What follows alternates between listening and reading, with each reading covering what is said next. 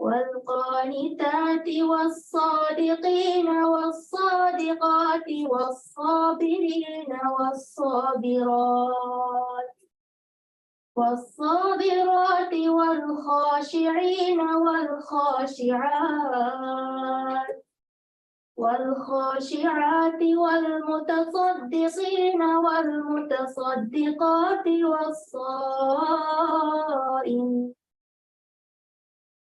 والصائمين والصائمات والحافظين فروجهم والحافظات والذاكرين الله كثيرا والذاكرات أعد الله لهم مغفرة وأجرا عظيما. صدق الله العظيم.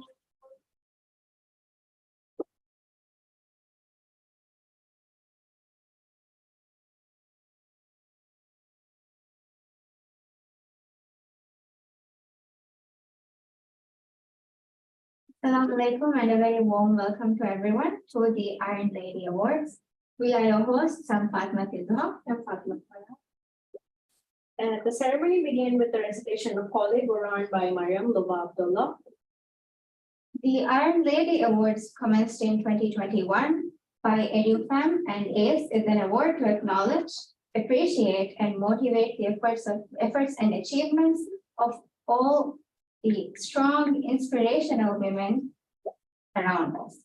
Our female heroes in the leading roles with their extraordinary courage, confidence, commitment, and strive to succeed while setting examples for all of us. These women have transformed not only their own lives, but also the lives of the people around them by their bravery and compassion. On such an occasion, it is important we understand the importance of empowering women, promoting their sense of self-worth, their ability to determine their own choices and the right influence, social change for themselves and others. Now, I would like to invite Dr. Ramanathan to welcome our guests. Dr. Ramanathan is a founder and managing director of ACE International Private Limited Singapore. He is a PhD holder in biomedical science with more than 24 years of experience in research and development, learning and development, and business and development in India, Taiwan, and Singapore. He has also received awards and rewards for his achievement. He holds several management positions and memberships in a number of social organizations and professional associations at national and international level. He is very keen to organize international conferences, symposia, seminars, webinars, training sessions, workshops, awarding programs, and competitions all around the world. Further, he has acted as mentor and coach for many projects to guide them in various fields at different levels.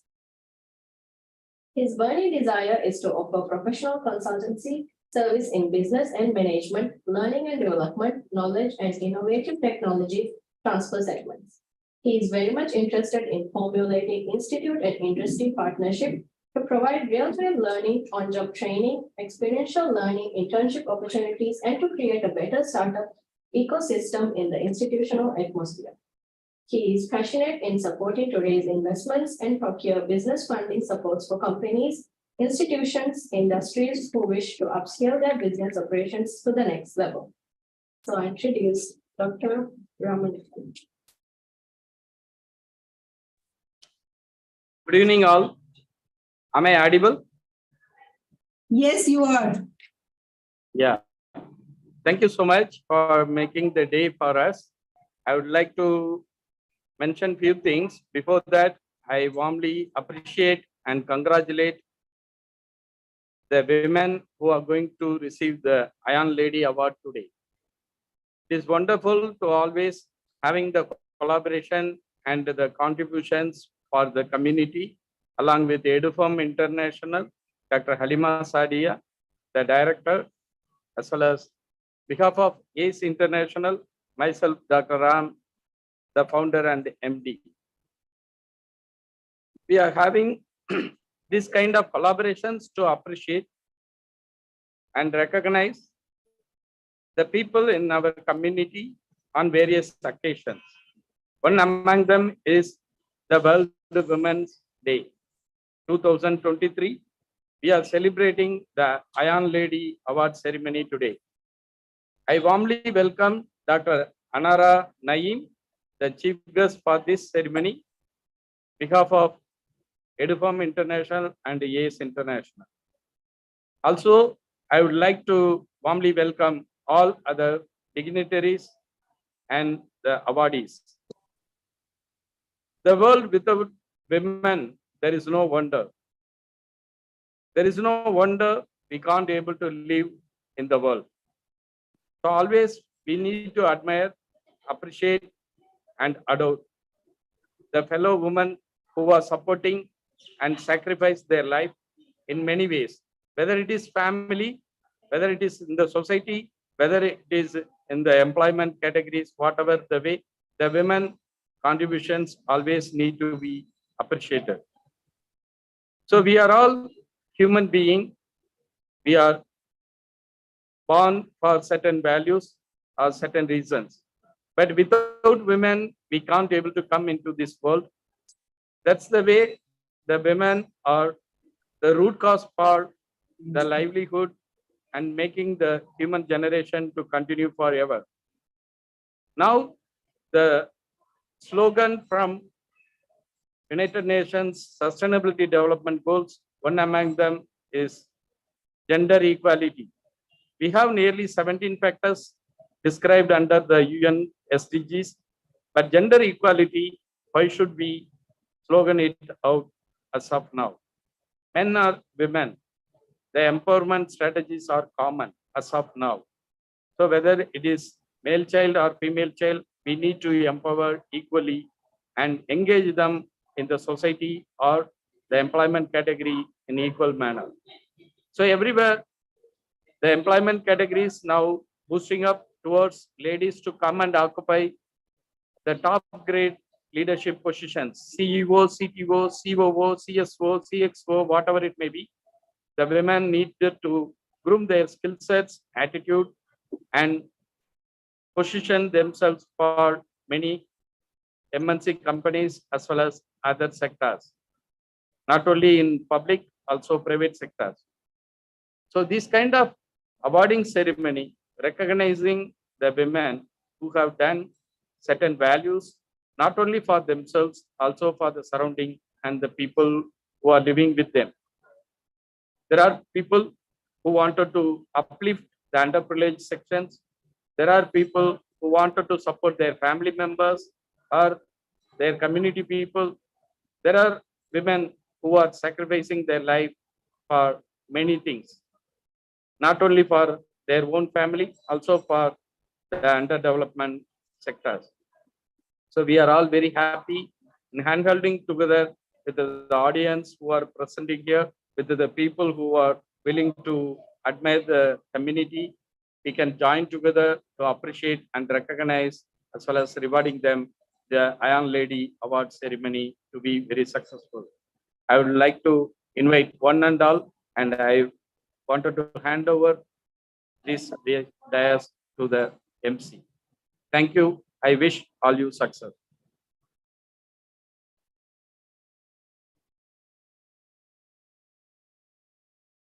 Over to the MC. Thank you, Dr. Ramanathan. Now, next on our agenda, we have an address by Dr. Halima, but before that, I would like to let our audience know that we have a small surprise coming up at the end of the ceremony. So for this surprise, we'll be asking a few questions from the audience. And the ones who get the answers correct the most get the end. What is the award? so the award will be the special gift. Okay, thank you.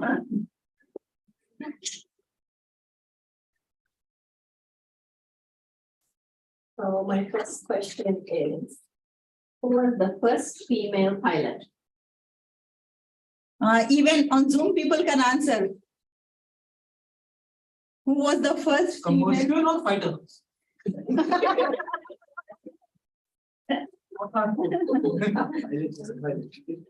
For the first female pilot.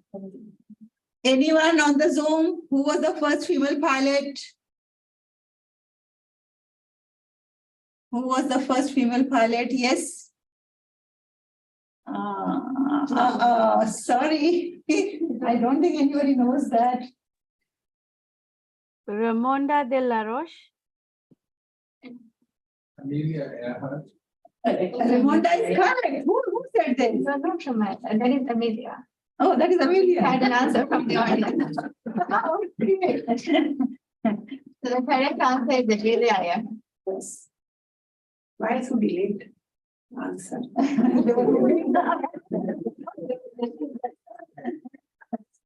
So is it? Yeah.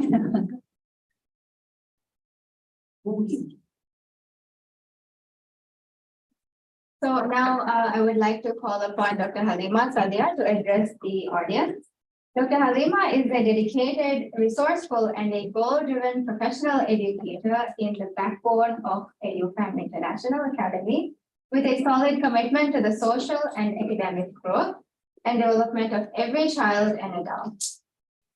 She is an accommodating and versatile individual with the talent to develop inspiring, hands-on plans that will capture people's imagination and breed.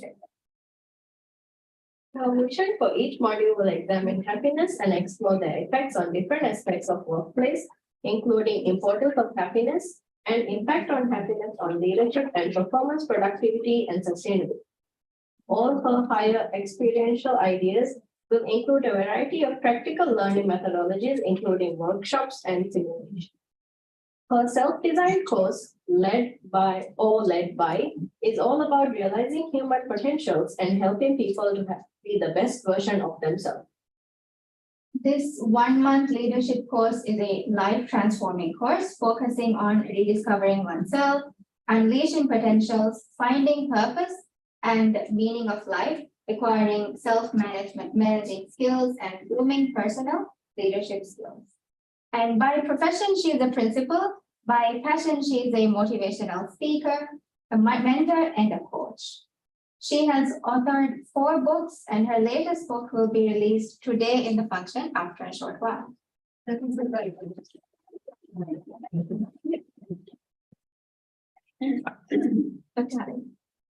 you.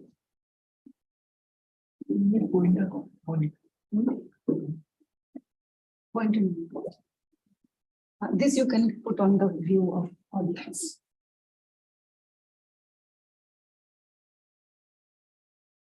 Where is the gallery? You can put on the gallery view from gallery view, not my view. Of this page view.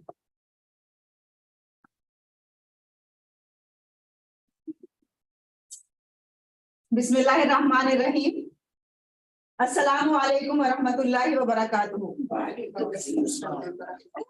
You have not taken your lunch. Assalamu alaikum wa rahmatullahi wa barakatuhu. Alaikum salam wa rahmatullahi wa barakatuh. A very good evening. Namaskar, Sat Sri Akal to all those who are on the screen. You all know me very well.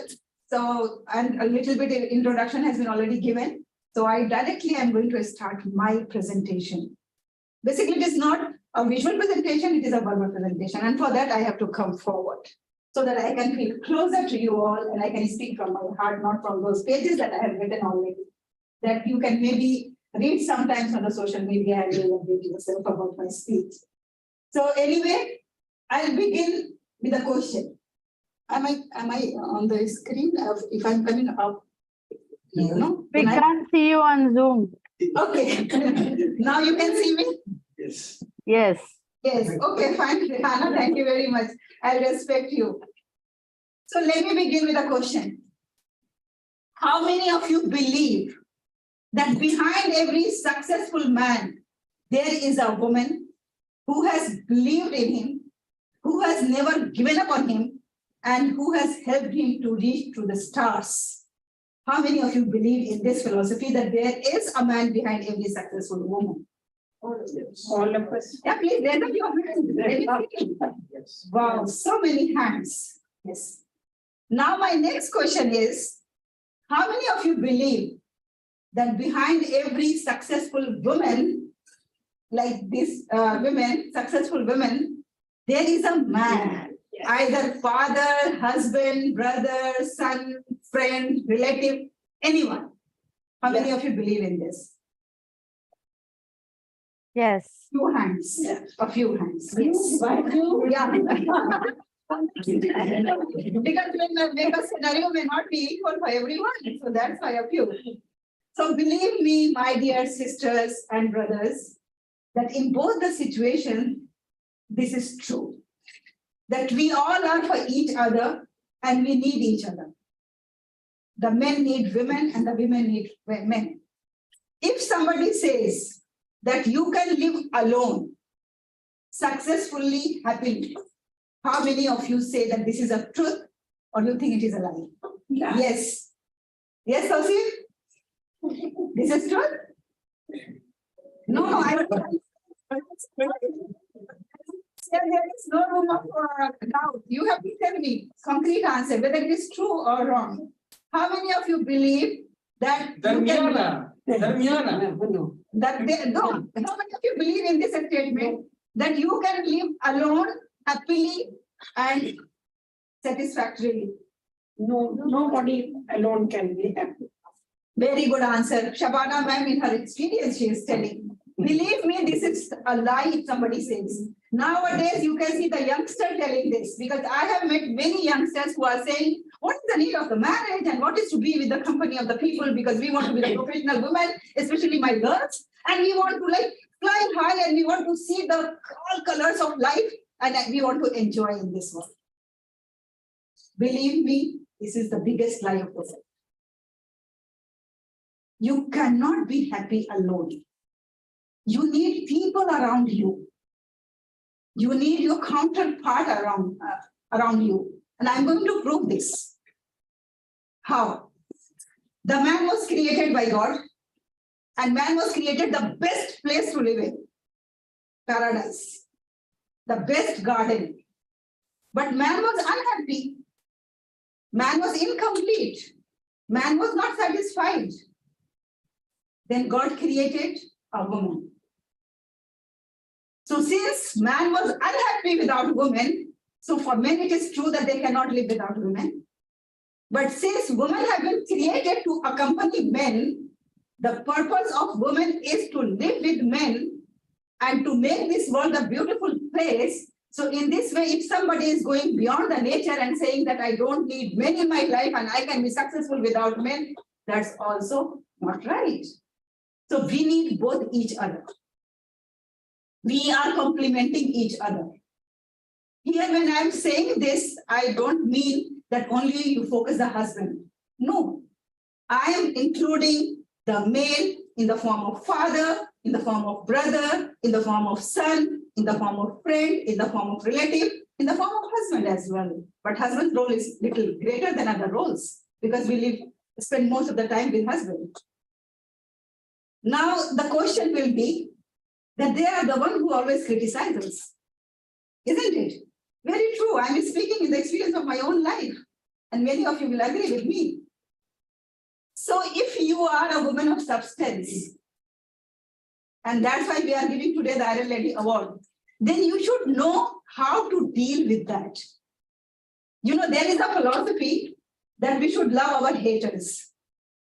And haters play a very crucial role in our life. How?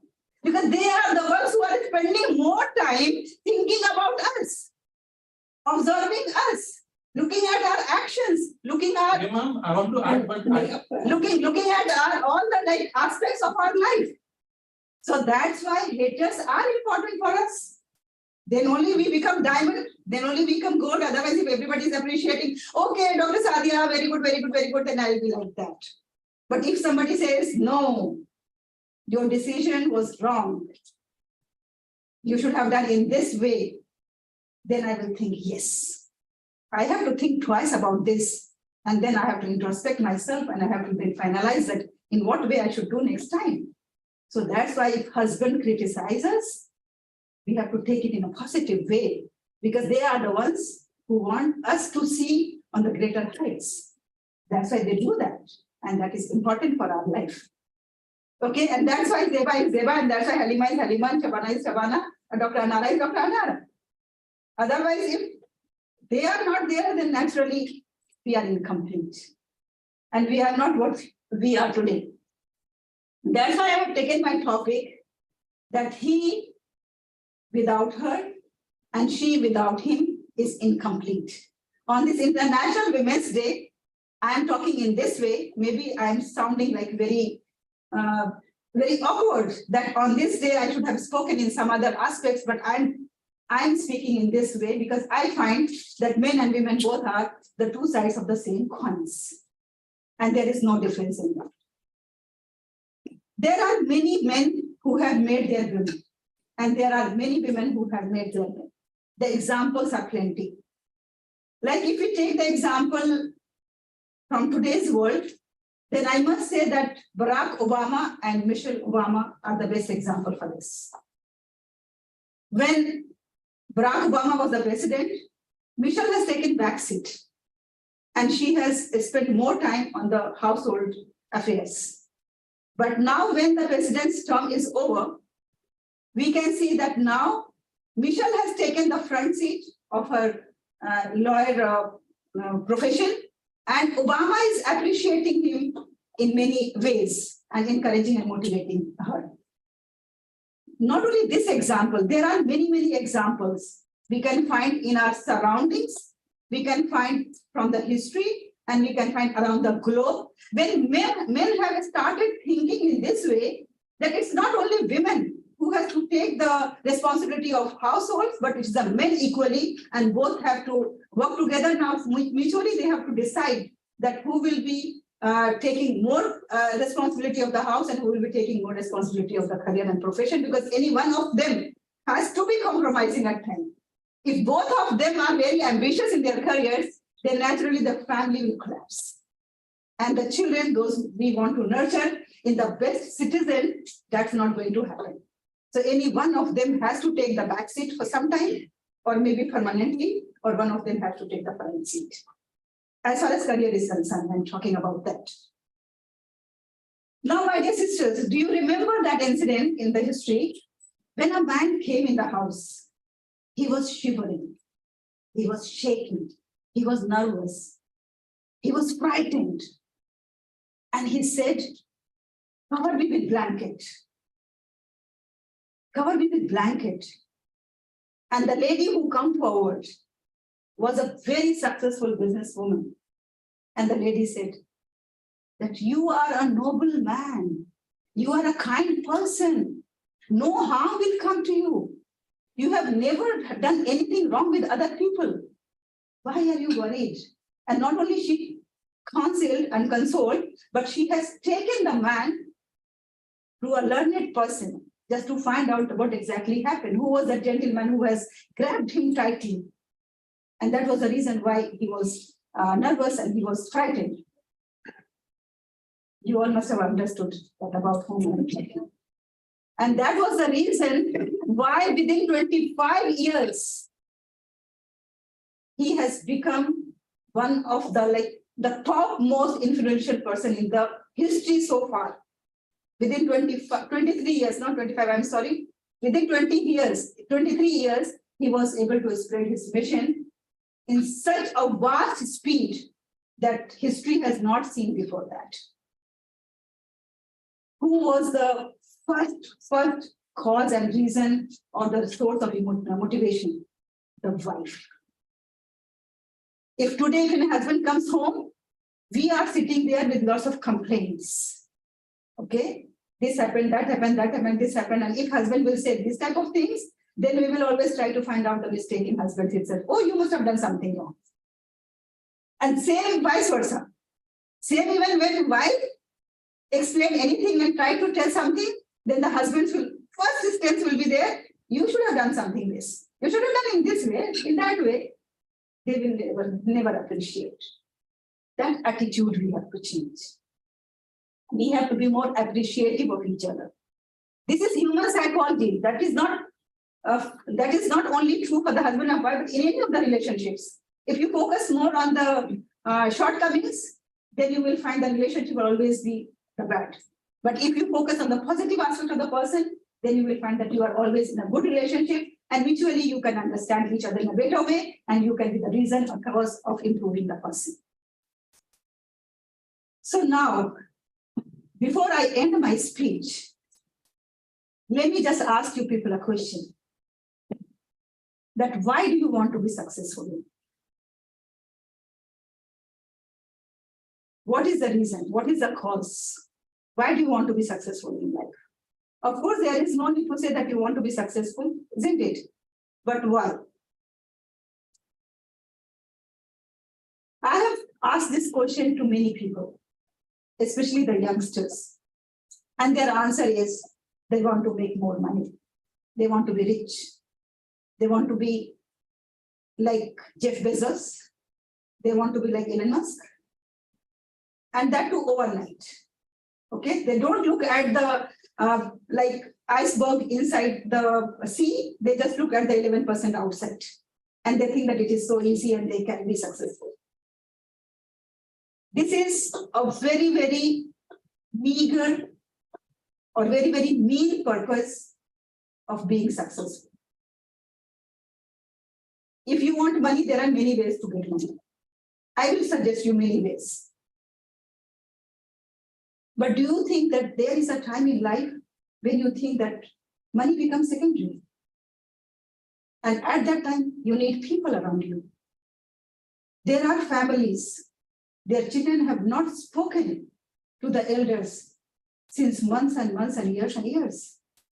And there are elderly people who have not seen their own children since years and years. Because everybody is busy making money. And the children will say that we are sending them money every month, we are giving them all the comforts of life. And to give them comforts, we are earning. This is the irony of today's world. You are earning money to give the comfort to the children or to your elderly parents, but you are not giving them the thing that they need more. They need our time. They need our presence.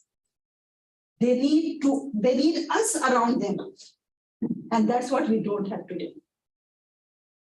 And here I stop and say that, my dear sisters and brothers, this is the high time when we have to think about the family boundaries. This is the high time we have to think that family is the most important thing in life. Most important thing in life. Even more than the career, even more than profession, even more than anything else. Yes, of course, after your iman and health, that is the most important thing. So we have to give value to them who are around us. We should not take them for granted. Now, maybe some of you will say that, okay, we can survive without them also. Because I have seen many young girls and boys saying that we don't need money, we don't need family, we don't need family. We can survive with them. But the question is that, are we here to survive? Or we are here to thrive? We are here to give to the world. We are not here just to be takers. Somebody has built air conditioner, we are enjoying here. What we are going to give to the next generation, that we have to think. Everybody sitting in this hall is under debt. Not under debt of money, but under debt of the favors, the comforts somebody has done for us, how we are going to repay them. The only way is that we have to do for the society in return. We have to do for the next generation to come. We have to think about that. And in that, there is no discrimination among men and women. Women are also enjoying AC as men are enjoying. So if men can work for the society and for coming generation, why can't women work for the society and the generation? So now this question is mine to the male counterparts. Why you stop your women of contributing in the society? Why you stop your women to be only in the kitchen? and not participating in the social affairs. When they are the part of this society, they should also be given the equal rights and equal opportunities. Now coming to Maldives, since this program is in Maldives and the entire world, whosoever are there, they are listening to us, they all are thinking that what Maldives is playing the role. And I have done little research about this because I'm very much keen about knowing the status of the women. And I found that Maldives has very rich history. Before 1972, when tourist sector was not that much flourishing, the basic occupation was fishery. And in that I found that women were playing a very important role. They were the part and parcel of the entire earnings of the family. Like they may not be going in the boats, but beyond boats, there are many work associated with that. They used to perform, even they used to sell also. When selling was also the responsibility, or they were contributing in that. So that's why the women since beginning in Maldives are thinking that they are equally responsible for the financial income or financial status of the family as men are. And that's why the men are also equally playing the role in the families affairs, in the household affairs. And after 1972, when tourism sector is flourishing, then women have come up. Like anything in the field of hospitality, tourism, even the health sector, education sector, and all other sectors.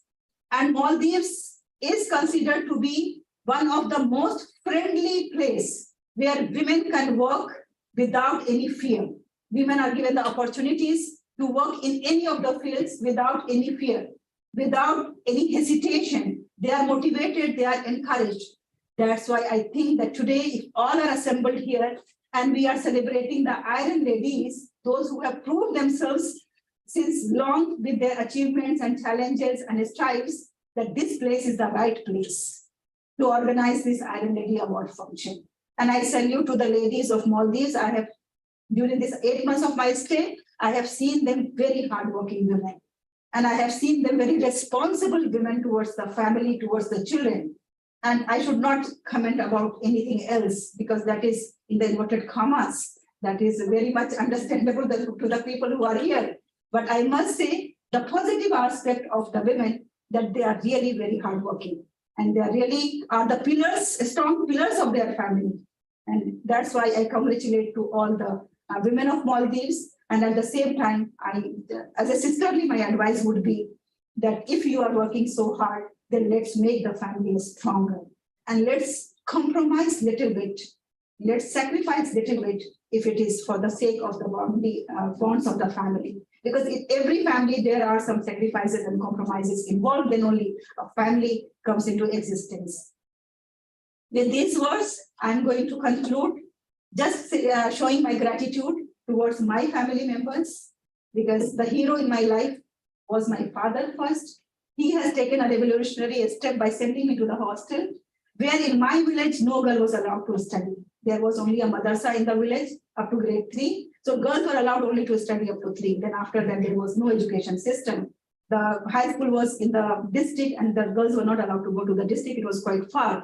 But my father took this initiative and sent me the hostel. And you will not believe that how much he has listened about this, that we ladies of the village used to say that where you have sent you both the girls, me and my elder sister, and what they are doing there, nobody knows. God knows only what they are doing there. Like this type of sentences were being used for us.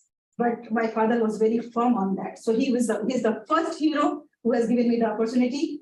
Then secondly, when I came to Delhi at the age of 18, I got married. So I was having only a basic certificate in my hand. But today I can very proudly, by the grace of Almighty, Alhamdulillah, can say that I have 4 master's degree and 2 doctorate degree. Naturally, credit goes to my husband and because of them, I have snatched some of their time and then I have dedicated to my profession. So, and then my brother, I still remember when I went for my B.Ed exam, my brother who accompanied me was late for his own exam of engineering by 1 hour. And then he pleaded the examiner. He was not allowed to enter in the exam. And he was just like about to lose 1 full year of engineering. Then he pleaded and he said that I went to drop my sister in Delhi University. It was very far from my house, around 45 kilometers away. So then after pleading, they allowed and he did all his 3 hours paper in 2 hours, and he completed, and by the grace of Almighty, he passed also. So I'm very, very much grateful to my brother. And all of them have made me what I am today. It is not only one person, believe me, we have to value the people in our life, whether those are our sisters, brothers, husband, or wives, or children, or relatives, or distant relative, or friends, or whosoever is there, let's value them. That's what is my message to all the people who are sitting here and those who are on the Zoom, that please, let's value the people in our life. Thank you very much, everyone.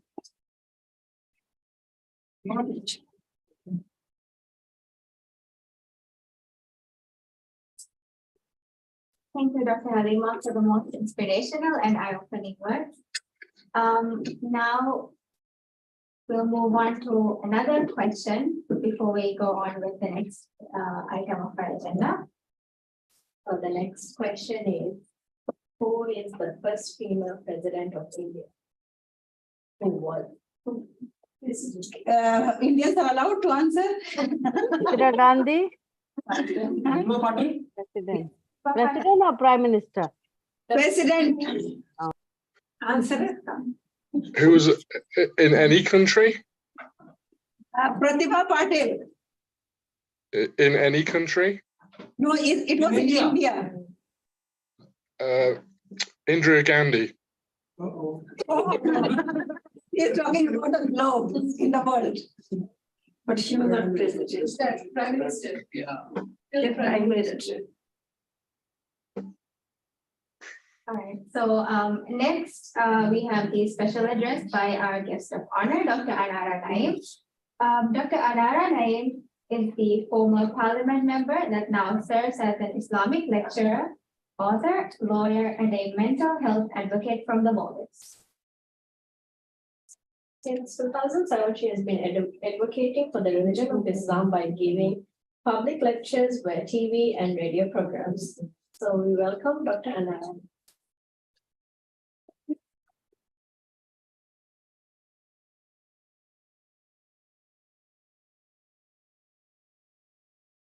Bismillahirrahmanirrahim.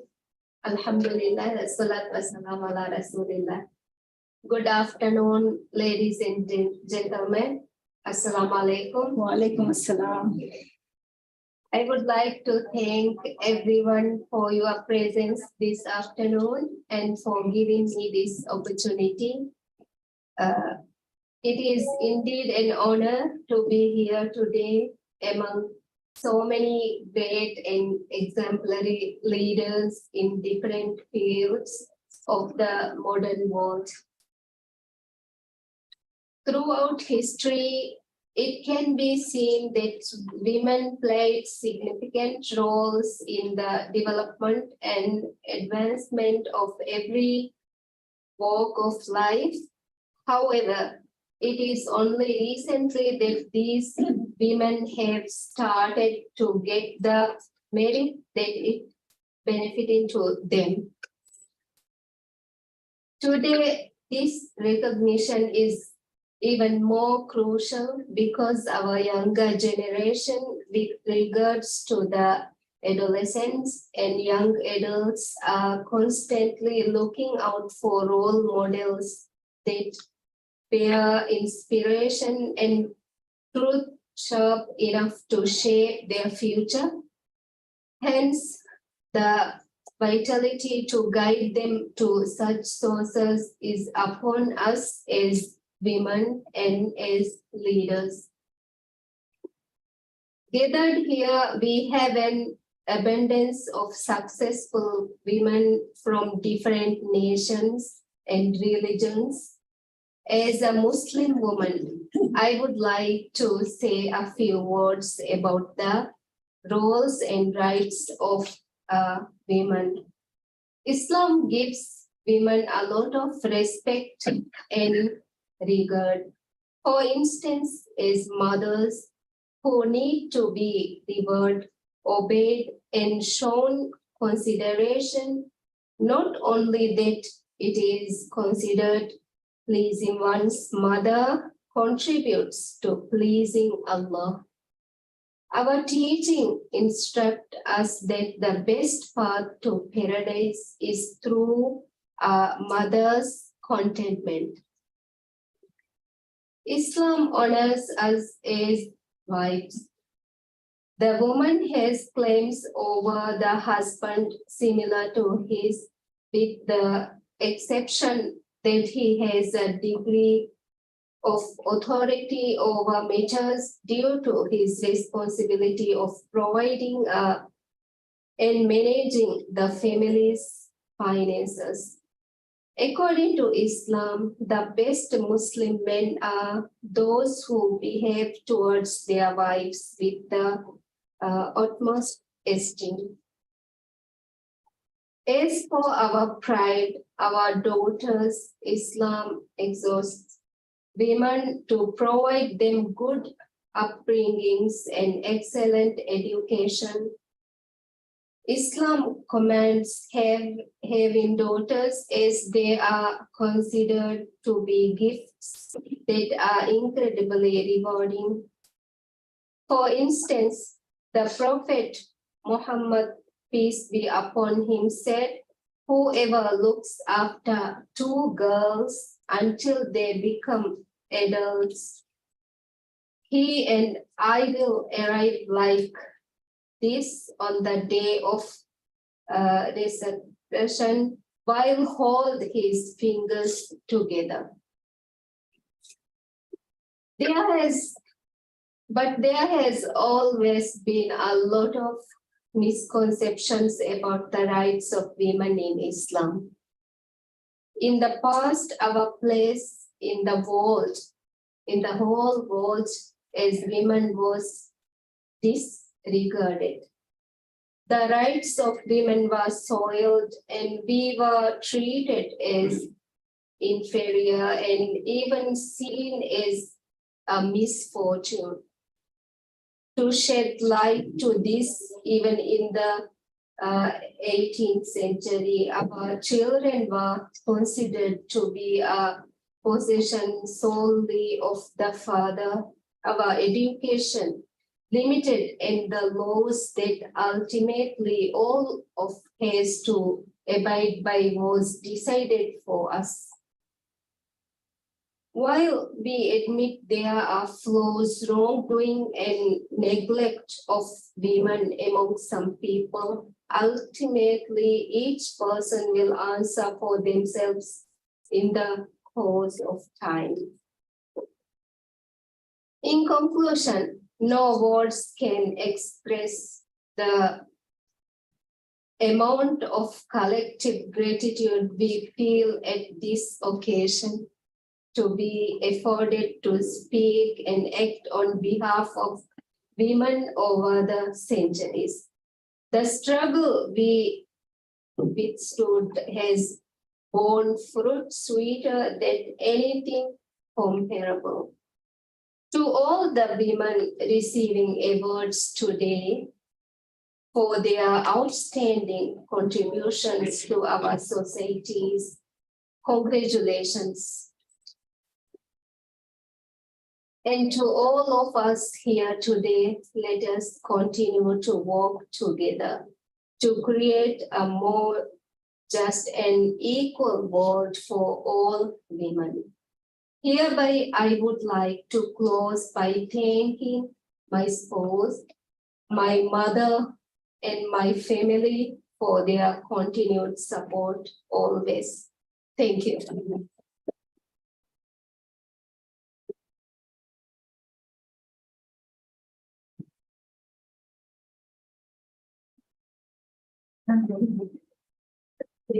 Yes,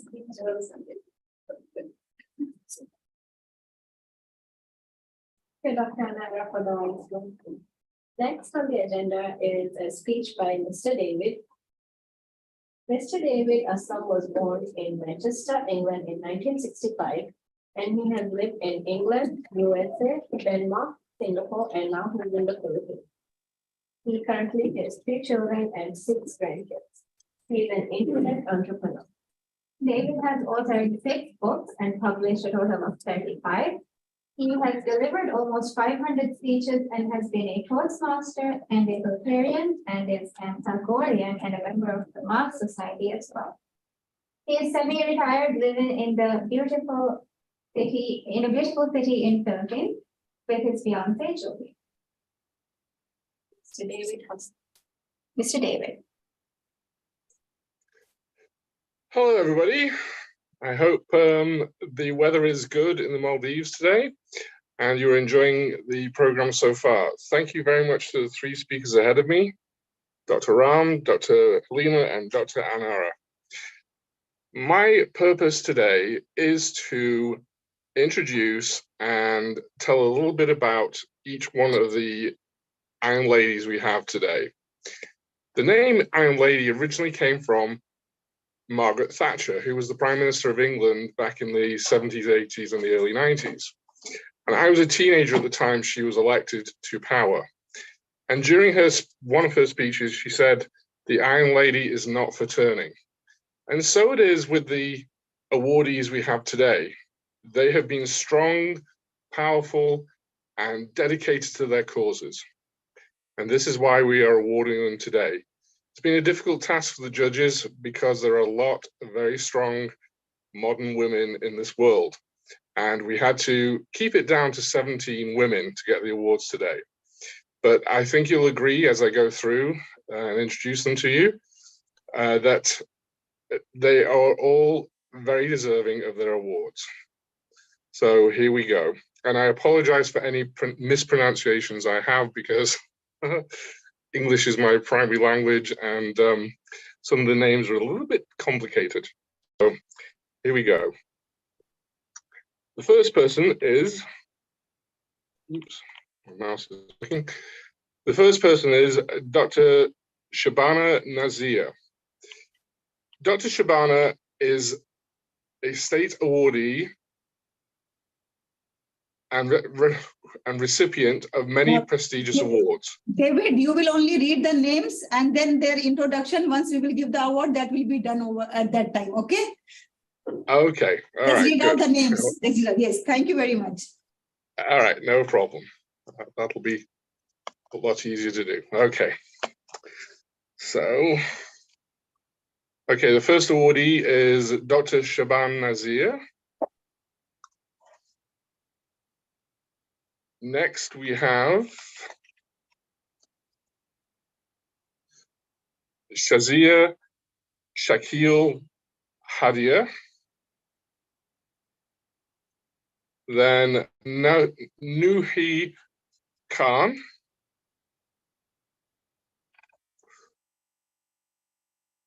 Oh boy.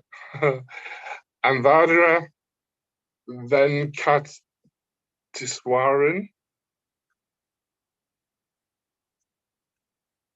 Dr. Shalu Segal.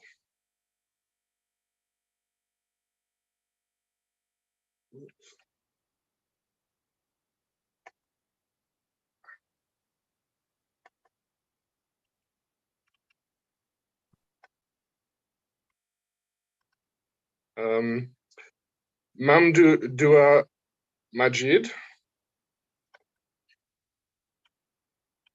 Zwina Mohammed.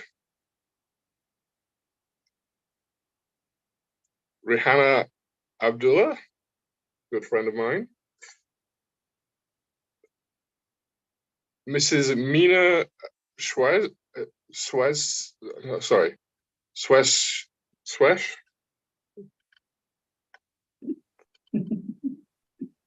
Miss Ashfath Shifaza.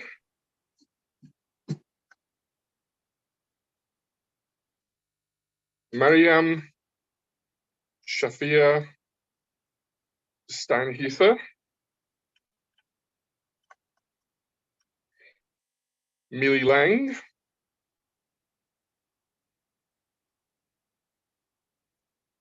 Benita Sakar.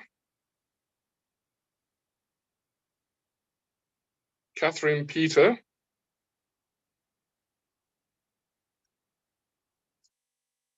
Ziha Nahar,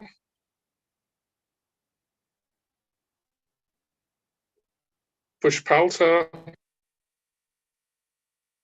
Rajonka, and finally, Dr. Anara Naheem. Thank you very much. Thank you, David. And it was very cute when you were mispronouncing the names. I try my best. Okay, thank you very much. You're welcome.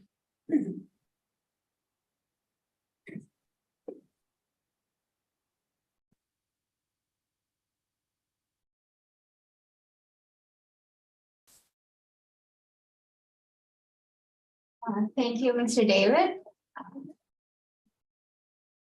Before we move on to the next, we have one more question for us. So the next question is, who was the first female astronaut? Kalpana Chawla from India. No. Valentina Tereshkova, I know that one. Yes. Yes. Yes, David, correct. Woohoo. The first American was Sally Ride, just in case you wanted to know that too.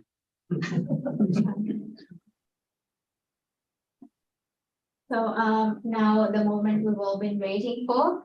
Let us introduce our strong ladies and our iron ladies to appreciate them for their stride towards empowerment and their achievements in their respective careers. And for this, I would like to invite Dr. Halima as well to present the awards. Dr. Halima. Thank you very much. First, let me just present this.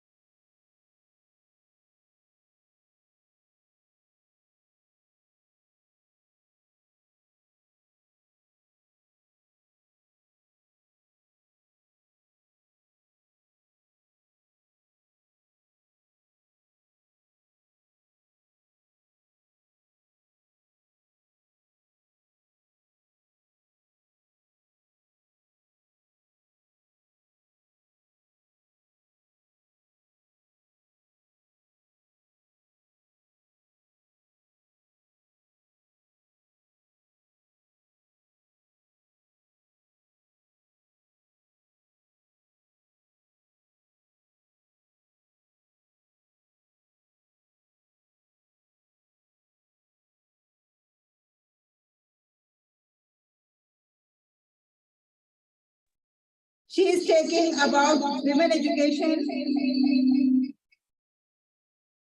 She is talking about women education, hygiene, sanitation at different public fora. Her vision is to promote education in remote areas. Every single student has the right to get education. For this purpose, she always stands with them. Ms. Shazia is an eminent faculty of history and current affairs. She takes classes for IAS, PCS to prepare them for competitive exams. She has taught in various institutes of UPSC in India. She is the director and founder of Educating India Academy, named as Shazia Ma'am Classes. She hailed from Bagha, West Champaran, Bihar. A big round of applause to Shazia.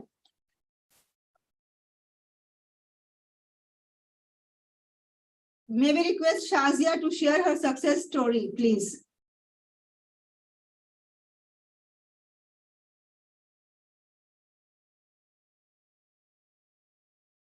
Shazia, over to you.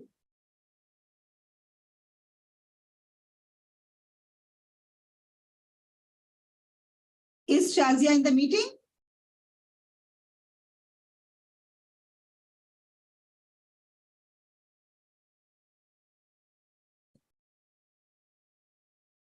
Shazia, please switch on your video, unmute yourself and speak about your journey.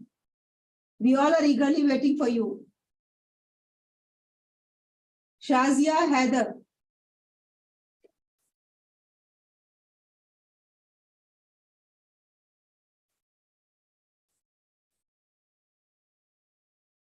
Let's move to the next awardee. A big round of applause to Shazia Heather.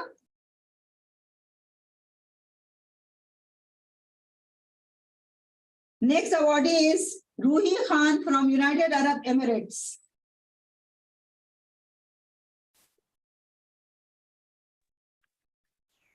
Hello, everyone. Good evening. Good evening. Nuhi, will Hello. you please permit me to get you a little bit more? Yeah, sure. So Nuhi Khan, the first introduction of Nuhi Khan is that she has more than 11 years of experience. And wherever she has worked, she has been very dedicated to excellence and innovation. And she has pushed herself beyond the boundaries. And she never think that there is anything called impossible. And now she is working, nowadays she is working with Petrogas Piping Middle East. And she has been awarded with the Staff of the Month award as well. And Nuhi Khan, congratulations to you. And I'm proud of saying that I have worked with Nuhi Khan at Delhi Private School, Ajman in UAE. So Nuhi Khan, congratulations to you. Thank you so much, ma'am. Thank you for the wonderful gesture. Is my video, is it there? Because I cannot see my face.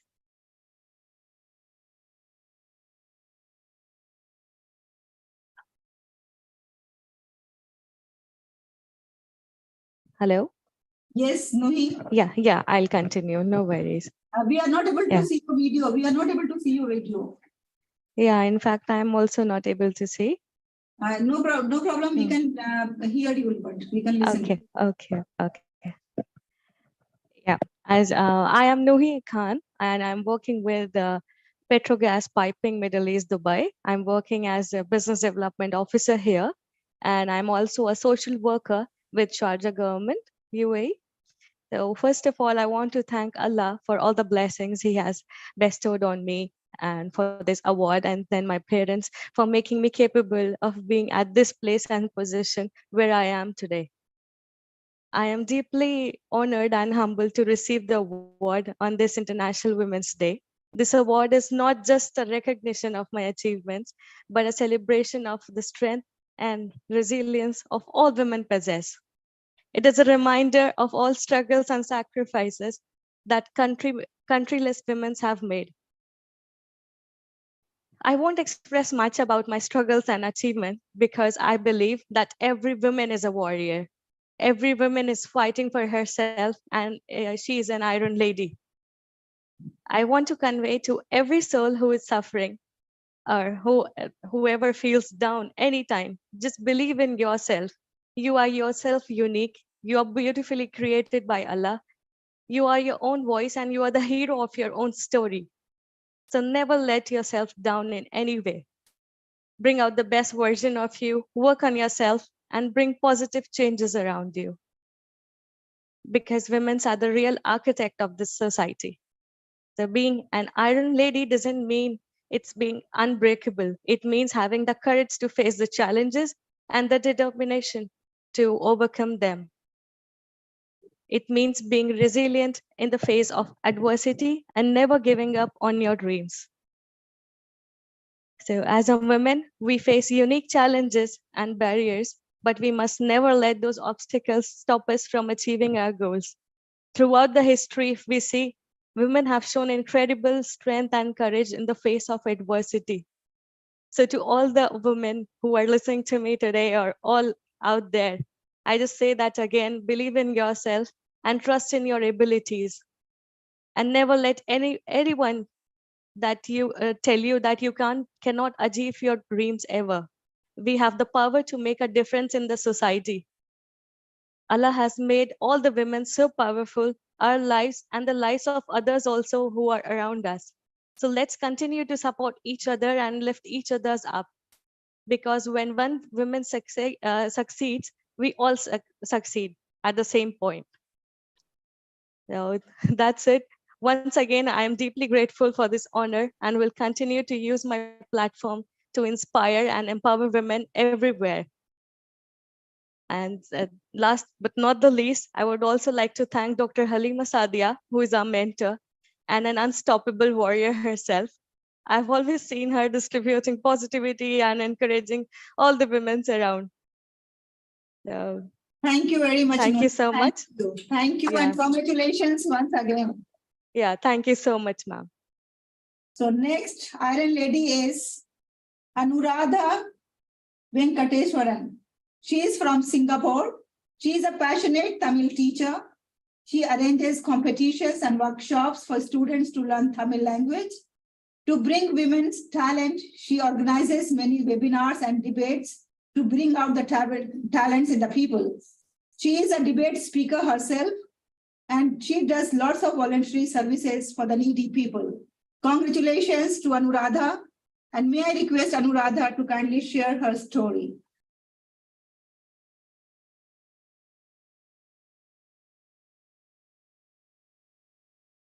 A big round of applause for Anuradha.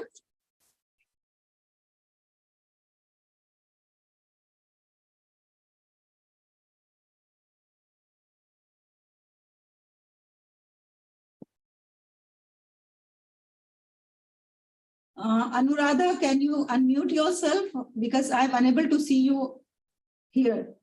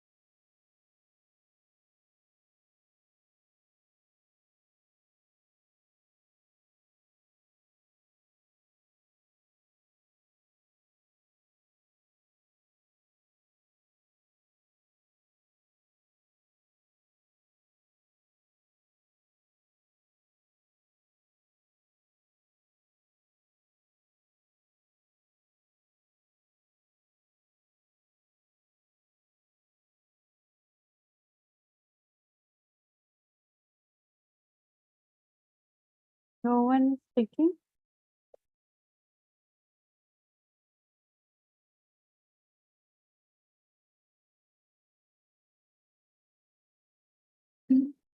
to you.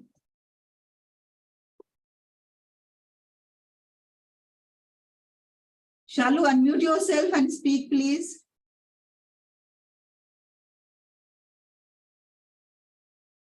No, everybody is able to unmute now, isn't it?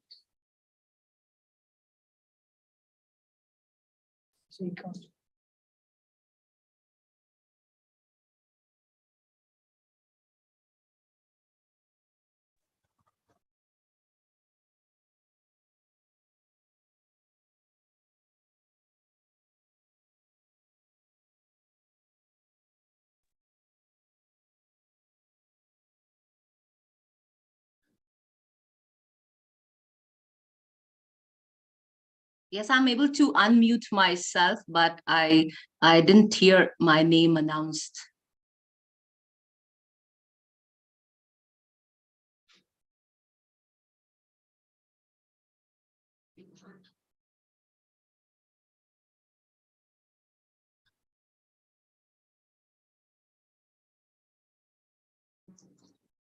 Who is the recipient of the Iron Lady Award 2023 Maldives. Now, may we request Shalu Sekhar to kindly speak a few words.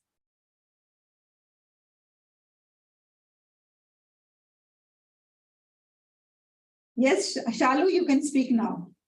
Okay. Thank you, ma'am, for considering me for this award.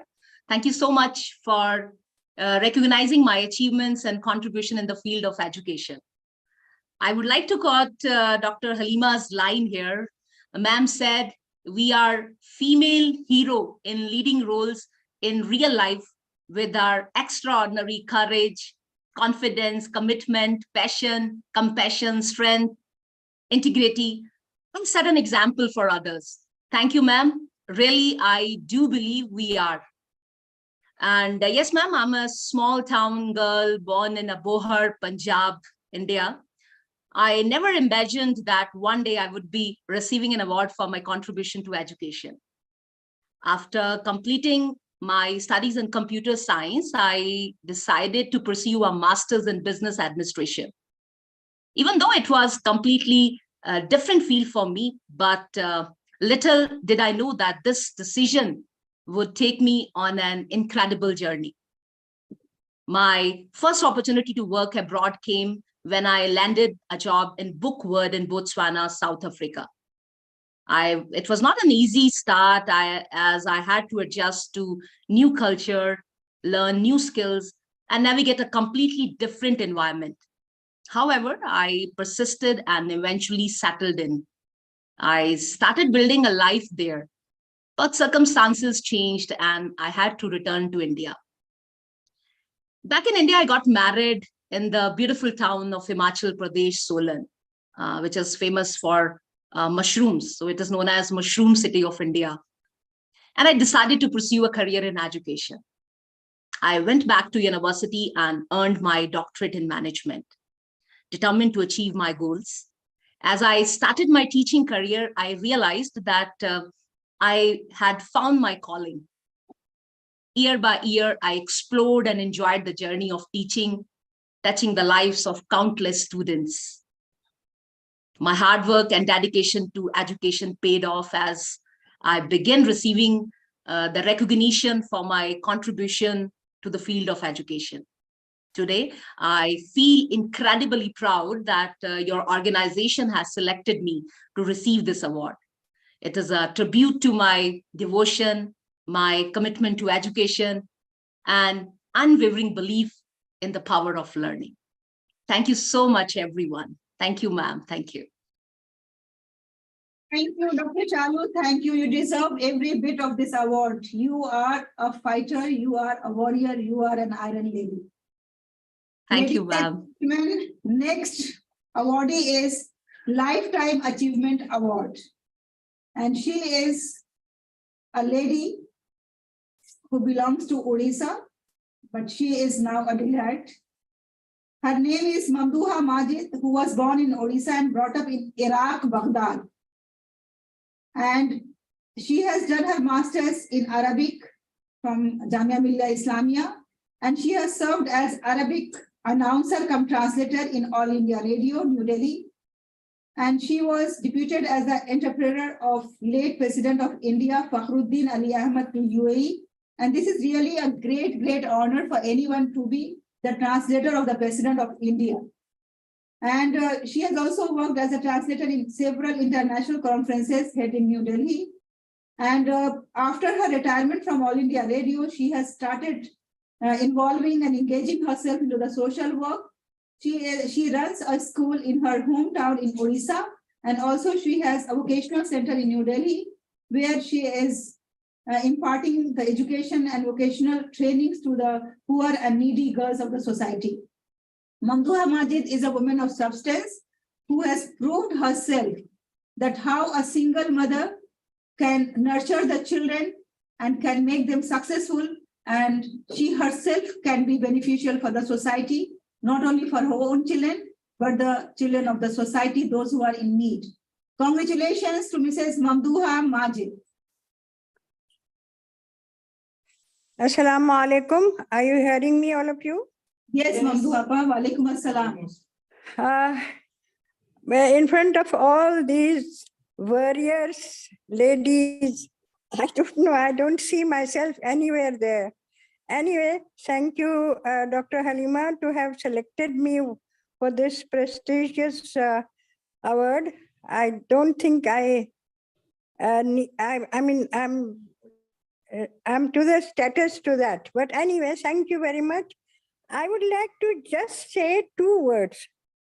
One is that when you say Iron Lady, I always say it is not Iron Lady, it is Iron-Headed Lady. Because when we think that we have to do that, and we do it, that means there is a filmy song which says, मुश्किल नहीं है कुछ भी अगर ठान लीजिए.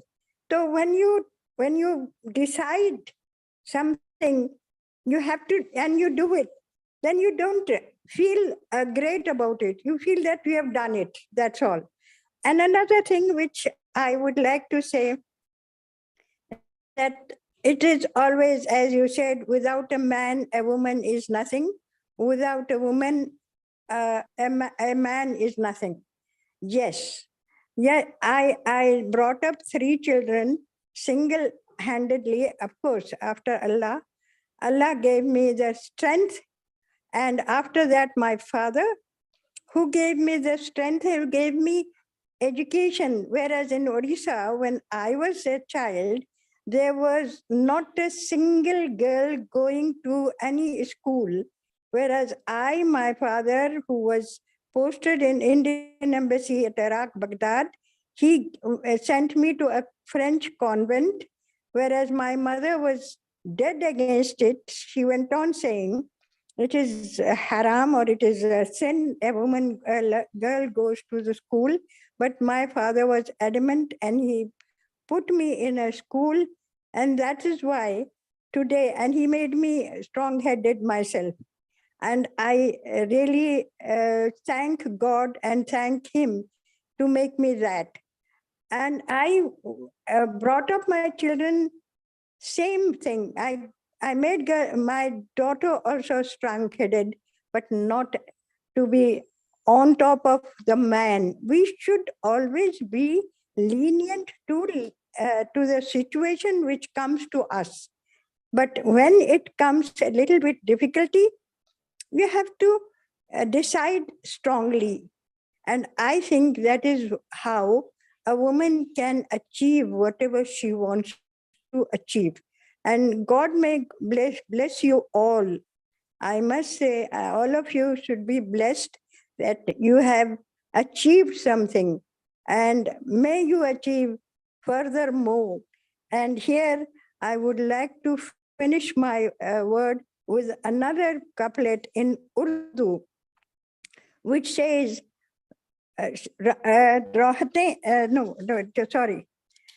मंजिलें तो रोशन है, रास्ता दिखाना है, कल जो नस्ल आएगी उसका बार हम पर है, तुमको याद रखना है, फर्ज ये निभाना है. Means you have to generate and educate and bring up your children to the future of the world, which is going to be very, very, very difficult. God bless you all. And thank you, Dr. Halima. God bless you. Assalamu alaikum. Walaikum assalam, Mamdu Abba. Thank you very much for accepting this award. You deserve it because now you are not only the mother of 3 children, but you are the mother of 3,000 or 3 lakh children whom you are nurturing and giving free education and training them. Thank you Thank very you. much. Thank you, God. So now our next awardee is from the field of education. And our awardee is a principal of a government school in Delhi for more than 3 decades. Now she is a former principal. She is a state awardee. She is poetess. She is counselor. She is a trainer. She is a teacher. Yes, she is Dr. Shabana Nazir. Dr. Shabana Nazir is among us here. Please give a big round of applause. And she has 6 books written, 4 books to her credit. And she is a workaholic person because she cannot live without work. And she is the one who has taken up lots of initiative when she was the principal of the government school. And there she has proved herself by accepting the challenging task. And the people in the directorate, they still remember her for her courageous act. That's why today we are proud and we are honored to present this Lifetime Achievement Award to Dr. Shabana Nazir, who is a great and eminent educationist from India. A big round of applause to Dr. Shabana Nazir. Ma'am, may I request you to come to the podium, ma'am? Yes. Remove this.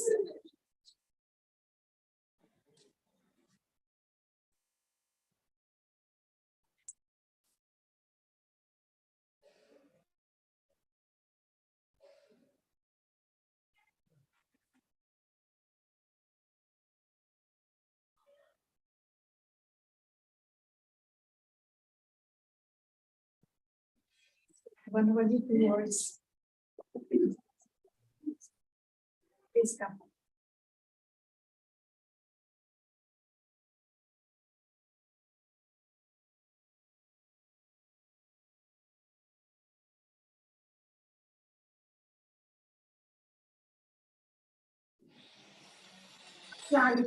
Walaikum assalam.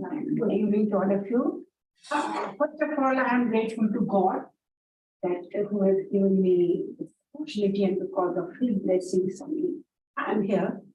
And I extend my thanks to EduFem, Dr. Halima Saadia, and to assist to Dr. Ram that they have considered my name for this prestigious award.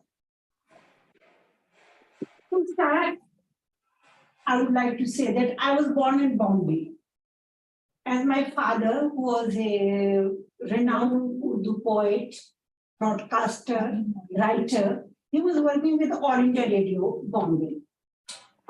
Then after some time, when I was studying in class 3, he got transferred to Delhi. And we were living in a prestigious colony in South Delhi. And that's why I was studying in class 3.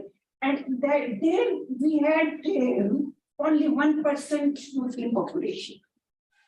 And we were very happy, and we were enjoying that composite culture.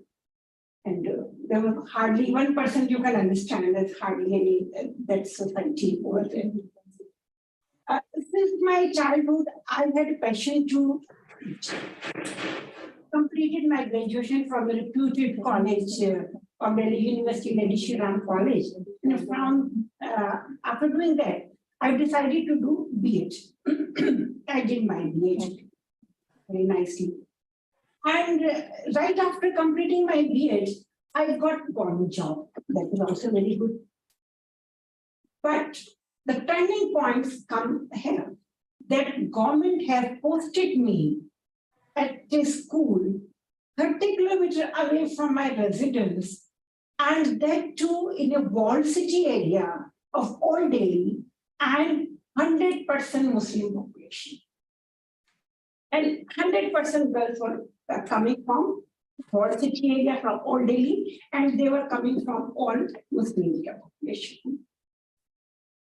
First, it was a great challenge, and the conditions were altogether very different, commuting from such a distant place and working there.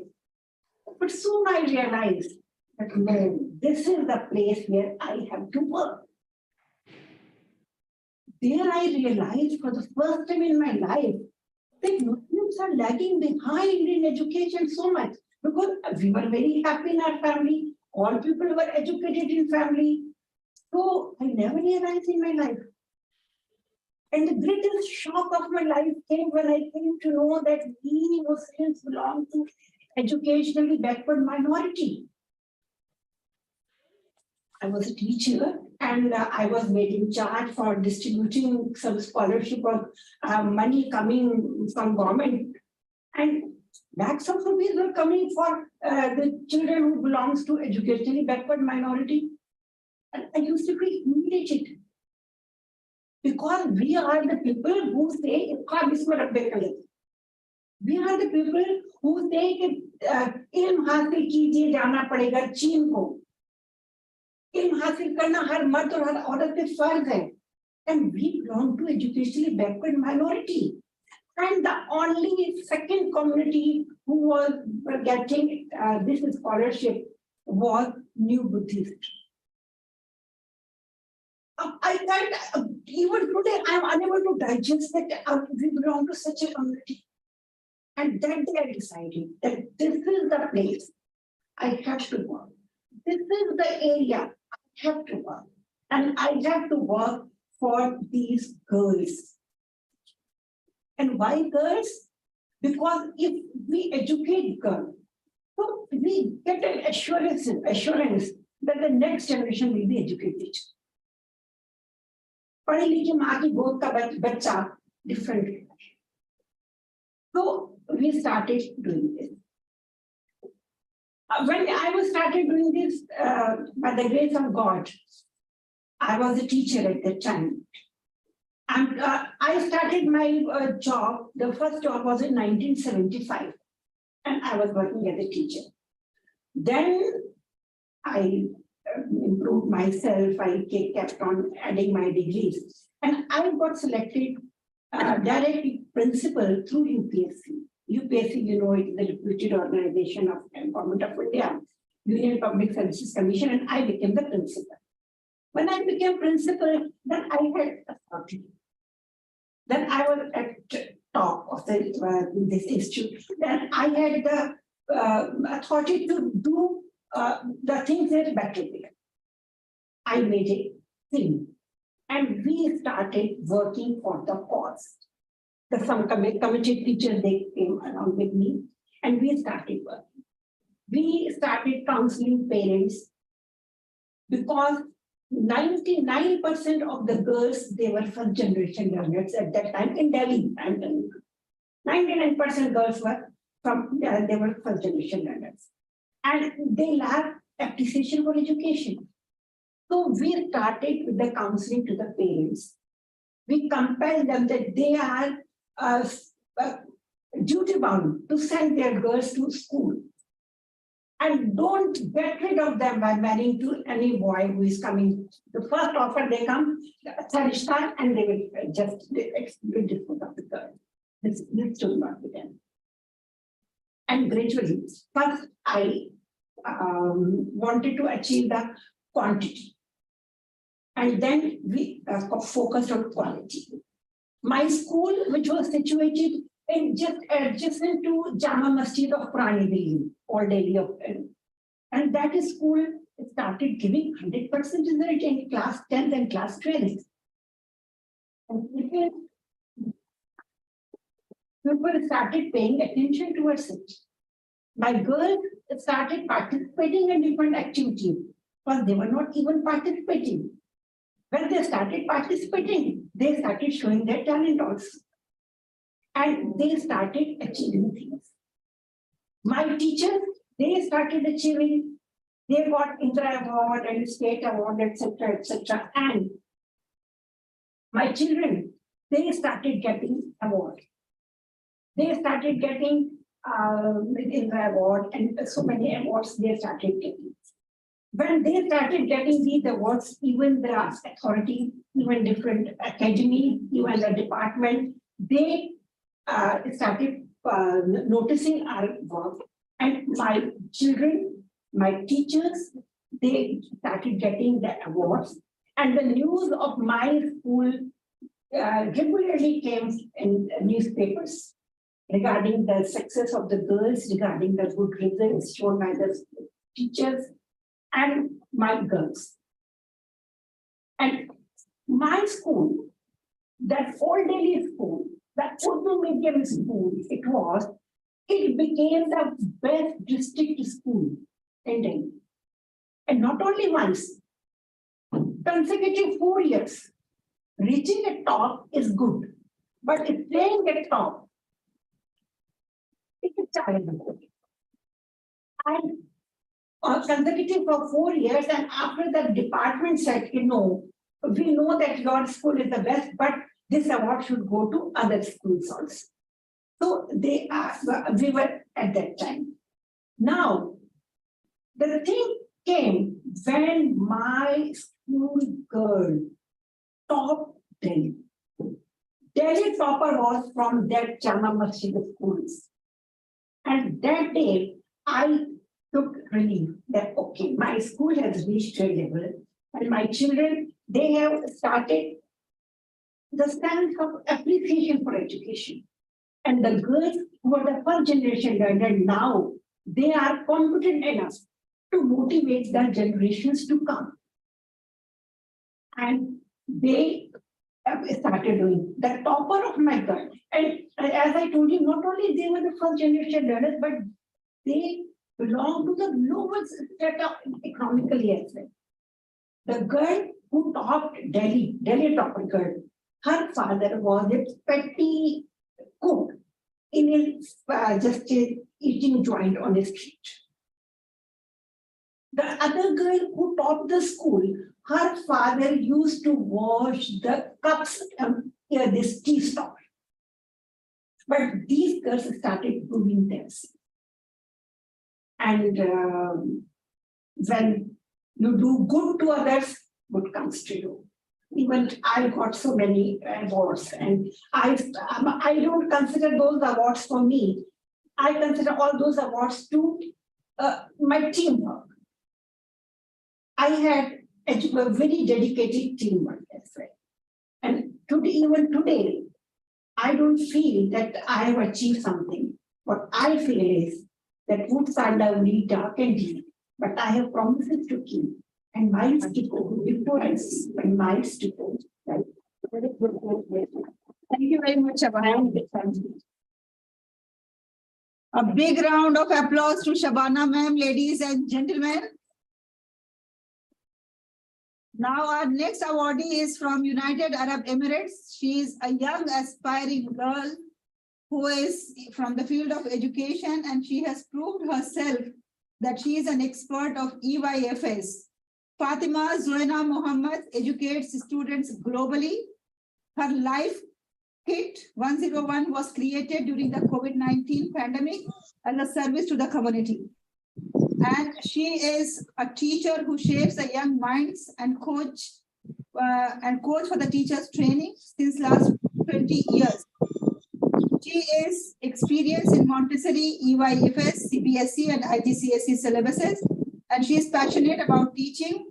She has drove oneself from a trainee to a teacher under the mentorship of great leaders and mentors. Congratulations to Fatima Zoena Muhammad from United Arab Emirates. Over to you, Zoena. Thank you, ma'am. It's really a pleasure. Well, I just have to share this, that when I had shared the poster of this Iron Lady Award, which I always share even the awards as well, with so much pride. And I have received many good compliments from my parents especially, and siblings and relatives. It really encouraged me a lot. But along with that, obviously, some other people, they had a lot of questions. Some had some other questions to ask. Like Halima ma'am had already mentioned before, There are people who ask some certain questions, but those are the ones which opens our eyes. So at this moment, I think that was very much relevant for me. I was asked, what have you done so much that others haven't, so that you are getting this award, and do you think you deserve this? And so what's the use of these awards and things like that? Well, it kept echoing in my mind. I'm not a person to listen to negativity, but such things, it keeps ringing in your head. So I kept thinking of it. Well, number one, I have not been a person to show off what I do. And yes, I may not have done much as most of the powerful people who are present here today. But the little things I do, like some of the things I share in the social media platform, because that's where I also shine. And obviously, that's also an inspiration derived from Dr. Halima Saadia as well. Well, but few I have shared on social media platforms only to attract like-minded people, so we can do more to the world, and together we are strong. So with that mindset, well, and also as number two, these are reasonings which I gave to myself. Okay, so as number two, I decided that it's nice to be recognized by senior mentors of ours, like Dr. Ramanathan and Dr. Halima Saadia. And in these platforms where these awards are given, and not only that, in other events and platforms which ma'am creates, where I feel so, like good, that I get refreshed and I feel like I should do more. And because there are powerful people around and they share their life stories, just like we heard from the previous speech as well. So it's nice to be recognized by our seniors. And I'm sure Dr. Halima was the first person to believe in me, and many times in between, and even now, actually. I'm sure she keeps on making such changes in many more women around the world. I realized from those questions which my colleague had asked me that I have been taking a pause from my social service world, focusing on few tragedies of my own, which people undergo time to time, unfortunately, and it's okay. I realized that a small pause, it's okay. After all, as long as we don't, put up a full stop. After all, we can't serve with an empty plate, can we? These platforms remind us to get back on track by reigniting the passion which gets buried beneath us when life happens. And life happens, we know that, right? I thank ACE Academy and Jahannam platforms for believing in me, reigniting my passion once again towards serving the community, and awarding me with this very prestigious award, which is so prestigious for me that just another award, it wakened me up. So I believe that Iron Lady is a woman who patches up her own wounds and helps others who's around them simultaneously. There's not a time that it's going to be that this is the right time. It's always the right time, at least by a simple smile, a simple word, or a hug. Thank you, ma'am. Thank you, everybody. Thank you very much, Varuna. And that's why we are awarding you with the Aspiring Leader Award. So that's why you have to prove your friends or colleagues, those who are questioning you today, that we are making you aspire leader. So you have to prove them wrong. That's why we are giving you this award. Okay, Zoena? Yes, looking at your passion, looking at your passion, looking at your zeal and enthusiasm, how much you do for the children. This award is being given you as Aspiring Leader. Thank you, ma'am. Welcome. So next Iron Lady Award goes to Rihana Abdullah Meena. Rihana Abdullah Meena is part of Agora Singaporean speakers. She is from Singapore, and she is the speaker. She is associated with many speakers club, and she was recently speaking at International Women's Day, on the International Women's Day and World Speech Day. And she is also the founder of her own company that's named the 7-Step Coach, where she leads participants for breaking free to breakthroughs. Throughout her years in training, her passion still remains for children and youth. Over the years, she has started a reading program in her community, RC, served as a volunteer at Readers Club programs in schools, and run her own youth empowerment program called Project Hope, HOPE. She considered herself as the progressivist and activist in progressing in her own life as well as. Rihanna is an example of courage, bravery, and compassion. There was a time in Rihanna's life, I'm not going to speak. Rihanna herself is going to throw light on that. What was that incident that has turned Rihanna's life to a successful mentor, coach, and speaker today? Congratulations, Rihanna, to you.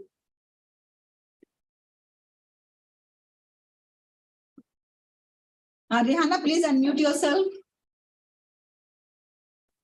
Thank you, everyone. Thank you, Dr. Harima. Thank you, Dr. Ram, and this platform, EduFam and ACE International, for giving all of us an opportunity to be here and to empower us and to give us the strength. I like what Ma'am Zwina has said about, these kinds of opportunities give us more strength to carry on the work that we want to do in our life.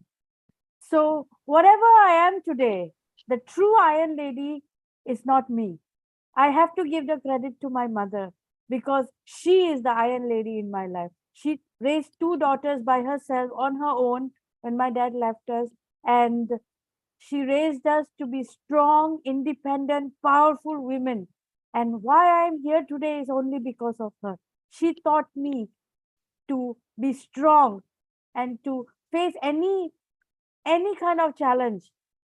It may be difficult, but she faced them all, and I learned from her example how to do that.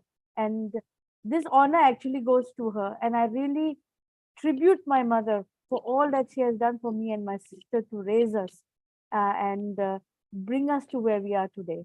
So coming back to being an Iron Lady, challenges are going to happen in our life, and under all that pressure of being a mother, a wife, a daughter-in-law, a friend, a sister-in-law, there are so many roles that a woman has to play. And in all that roles, she will get buried at times about her own identity. And that's what happened to me. And we forget to take care of ourselves. That's the irony about the Iron Ladies, They are so strong and they feel that they are so strong, they can take care of everyone else, but they forget to take care of themselves. And something like that happened to me also, until to a point where I was buried in my own identity and I didn't know who I was. When I started out in life, I wanted to change the world. That was my mission in school. Change the world. Anybody asks, I want to change the world. I want to, empower the world, and I want to make changes for the betterment of the world. But along the way, after life's journey, a lot of things happened.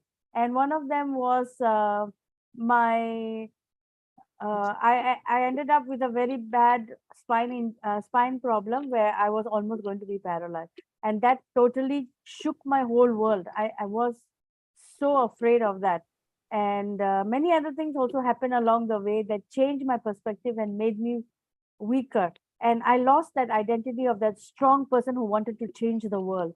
And but one day I started attending something, but I wasn't happy where I was. And I wanted to change myself first.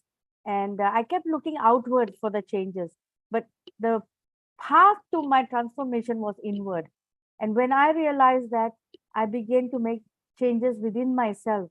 Rather than being a victim, I tried to become a victor in my own life. And I tried to change my perspective. And I realized that I am responsible for me, and I am responsible for whatever that happens to me. Despite what other people do, whatever happens in the world, it is my responsibility to bring myself out. And that whole perspective changed me. And I finally found that true person, that identity that I had lost, that I thought did not exist anymore, but she was there, buried deep inside. And I finally managed to get her out and find that true strength and courage to carry on in my life despite all that challenges. And I would say again, I give this credit to my mother, because without her teaching us or teaching me to be independent and strong, I would never be here. And so a woman's role is very, very important. She may face many sorrows, many challenges, but she has to become strong. She has to be the Iron Lady in her own life first, and change her life and change her perspective before she can change the world. And once you give her that empowerment, there's nothing can stop her. Nothing can limit her in any way. And I encourage all women to stand up, to stand out. And there will be women in your community who cannot do that. So it is the role of all the other women who are capable, who are strong, to, as a community, to bring this women who are weaker than themselves. They are not weak, but they think they are weak. We have to give them power. We have to give them strength as a community. Find these women, support them, guide them, give them strength so that they can become the power in their own life and the power in their family, power in their community, power in the world. Why do you think we have so many strong women leaders nowadays? Because someone helped them, pushed them, and encouraged them to live the life that they should be living. Powerful, iron women. And I want to leave one poem with you, which I wrote myself. And I want just another few minutes to share it. And the poem goes like this. She's fierce. She's strong. She's wise. She stumbles. She falls. And she rises. She's loyal. She's kind. She's fearless, she's bold, relentless, yet humble. Courage meets compassion, meets character. Who is she? She is limitless and unstoppable. She is a woman, a powerful woman. And I encourage every woman in this room, in this world, to be powered and to change this world as much as they can, because the world needs you, women. Be there for them. Thank you so much. Wow, we are proud of you, and now I am feeling myself proud that we are conferring this award to you this evening. Really, it is wonderful. Now, next we have Mrs. Meena Suresh. Meena Suresh has been awarded with the Lions Club Award for the best principal. She is the principal of the renowned Balak School for over a decade. She trains students from over 9 countries, even now, after retirement. And while in USA for 8 years, has taught English to elementary school students in the USA. She has been awarded the Best Teacher Award by the PTA, Parent Teacher Association, and was an educationist associated with the school for 30 years. She has been mentoring her old students on language skills and creative writing, even 3 decades after they completed schooling. So congratulations to Meena Suresh.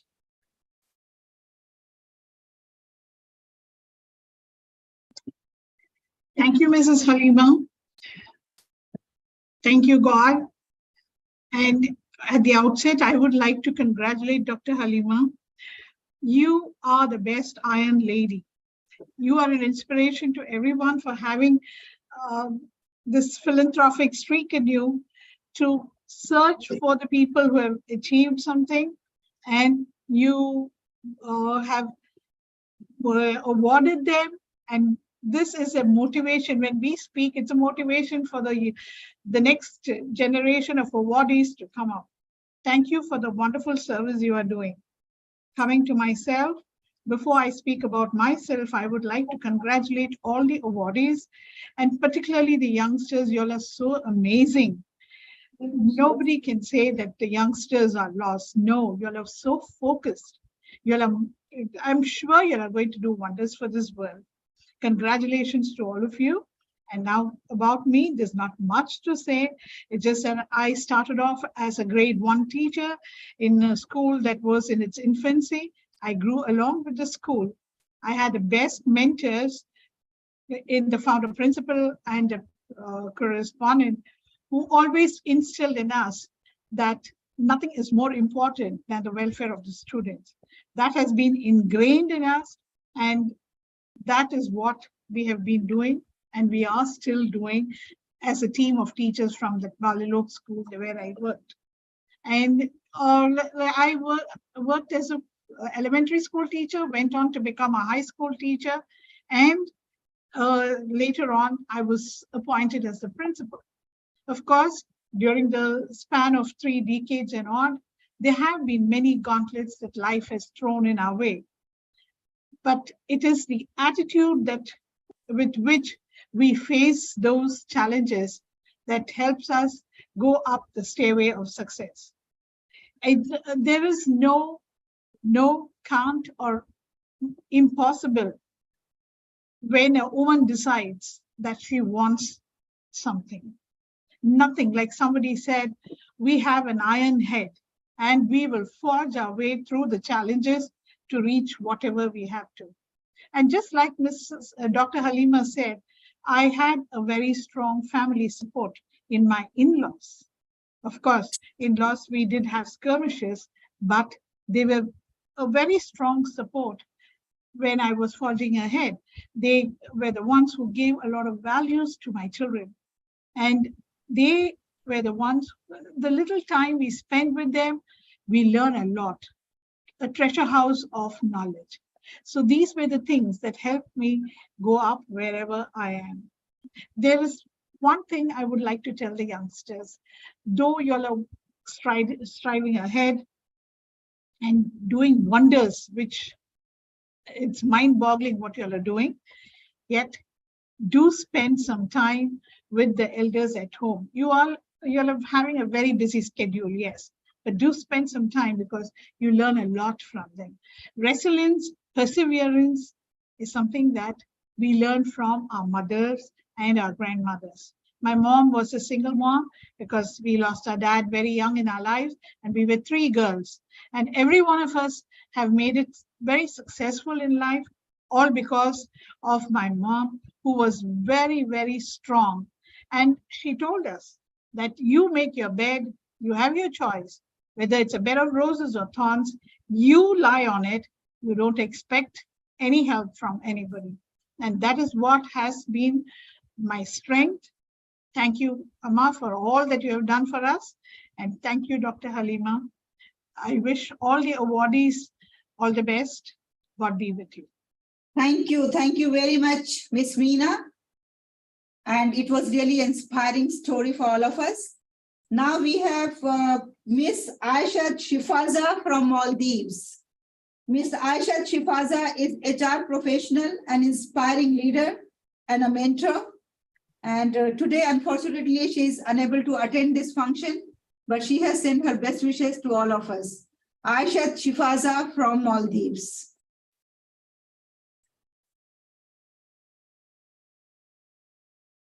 Now let's move to the next awardee.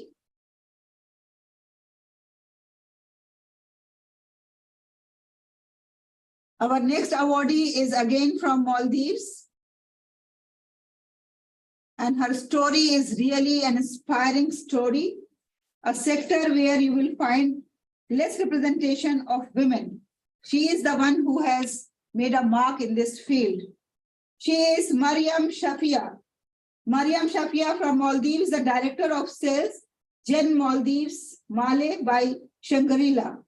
In an industry where women make up only 8% of the workforce, of which only 3% are Maldivian women, her aim is to spotlight women in leadership positions through the Maldivian hospitality sector.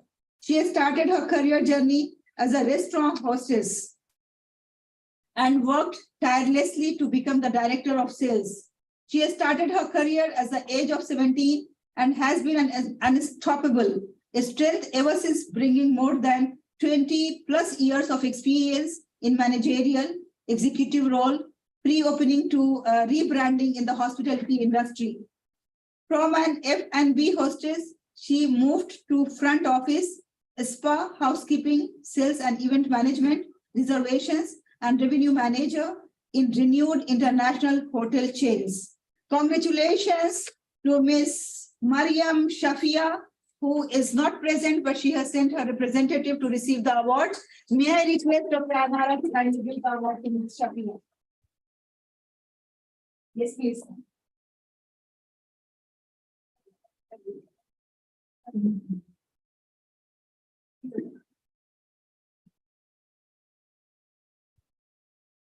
Congratulations.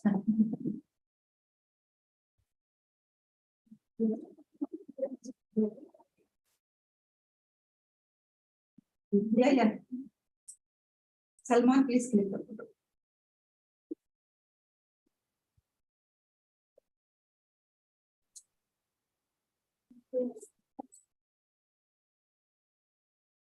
A big round of applause, ladies and gentlemen. She is from the host country.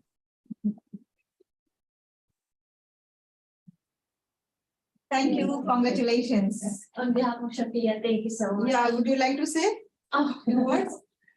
okay. Actually, I will start by, I'm Shafia Sales Executive actually. You have to be there so that the people Sorry, can. sorry, you, that's. Now you will. So I'm sales executive of Shafia. So I'm from Philippines. So for me, I believe that she did deserve this award because as a foreigner in this country, I came here without any knowledge in hospitality.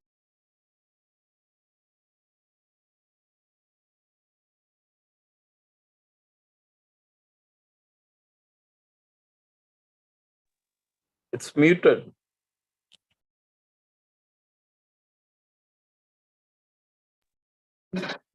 And I know she deserved it. Thank you so much.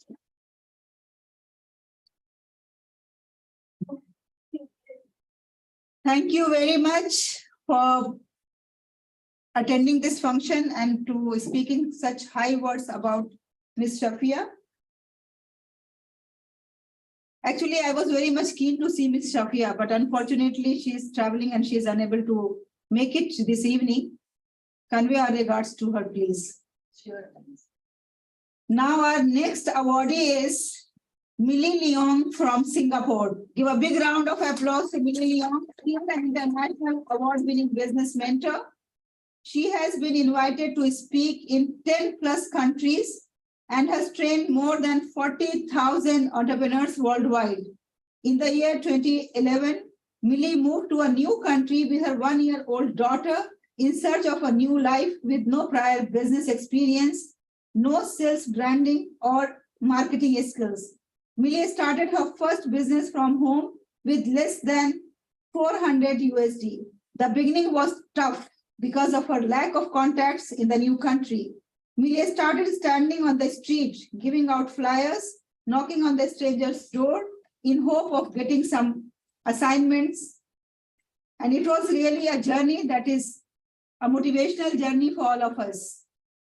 Now Millie is considered among the top trainers in Singapore. She threw herself into learning everything she could about building business. Within a few years, with hard work and perseverance, she was able to build her business to 7-figure USD.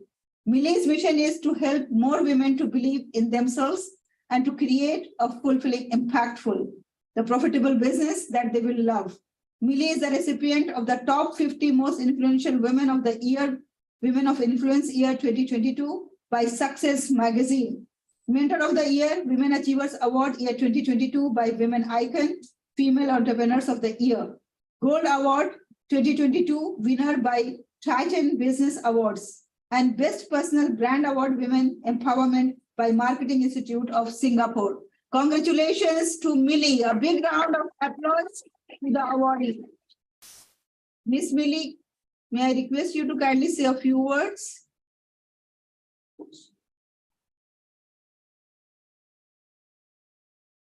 I think Millie was supposed to be here only for 1.5 hours, and we have exceeded the time, and you know how Singapore is punctual about the timing. So it seems that she is not available now. Let's move to the next awardee.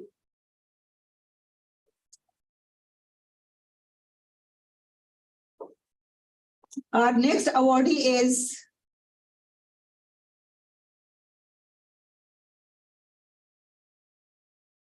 Mrs. Benita Sarkar.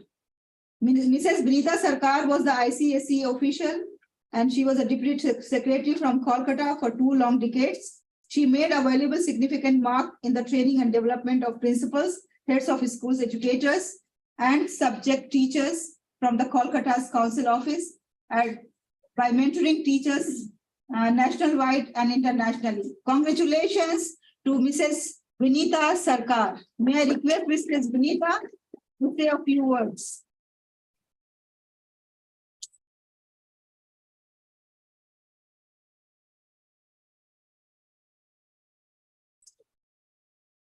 Mrs. Vinita is not available to share her experience. Let's move to the next awardee.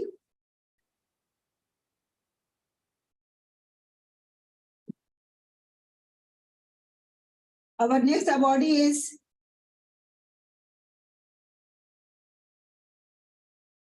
I didn't realize that we have exceeded our time so much. Unfortunately, I'm very sorry and my apology to each one of you. Our next awardee is Miss Catherine Peter. She is from Singapore. Miss Catherine Peter, the Iron Lady 2023, is one of the social workers at the core of our neighborhood. We are proud to congratulate her and to give this award on behalf of ACE International and EduFam International. And she truly deserves this award as she is involved into philanthropist activities and she is known as the yoga master in Singapore. May I request Miss Catherine to kindly say a few words, and congratulations to Miss Catherine, the yoga master of Singapore.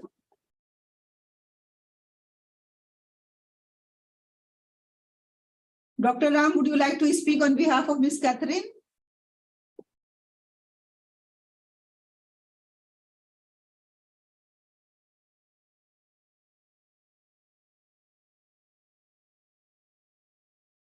Ladies and gentlemen, let's give a big round of applause to our next awardee. Next awardee, before I announce her name, let me just share with you all that I met her and we got some time to exchange our ideas. And then I realized that she is the one whom I was searching for since long. She is Dr. Zebun Nahar. A big round of applause for Dr. Zebun Nahar. Dr. Zebun Nahar is offering well-developed knowledge of medical science as a health professional and excellent problem-solving skills. Great communicator with important ability to work in team environment with reliability and naturality. She is a dedicated medical professional and teacher with lab experience in biochemistry. Since April 2019, she has been working as assistant professor at School of Medicine, Maldives National University. Before that, from 2014, she worked as a consultant in biochemistry at the Department of Laboratory Medicine. She also has experience of working in the Department of Nephrology under Faculty of Medicine in tertiary level of hospital. She is from Bangladesh, Sheikh Mujib Medical University. She has experience and enthusiasm for educating youth. She is formalized with the total quality control system of the biochemistry lab. Ladies and gentlemen, today we have this great lady with us, and I request you all to come and give a big round of applause. Her story of success is a different type of story. I don't think that she will be able to share her story here, but anyway, I know that how much she has struggled, strived, and how much she has challenged herself to come to this level. And here being in the university, that is National University of Maldives, is really a prestigious position that she holds.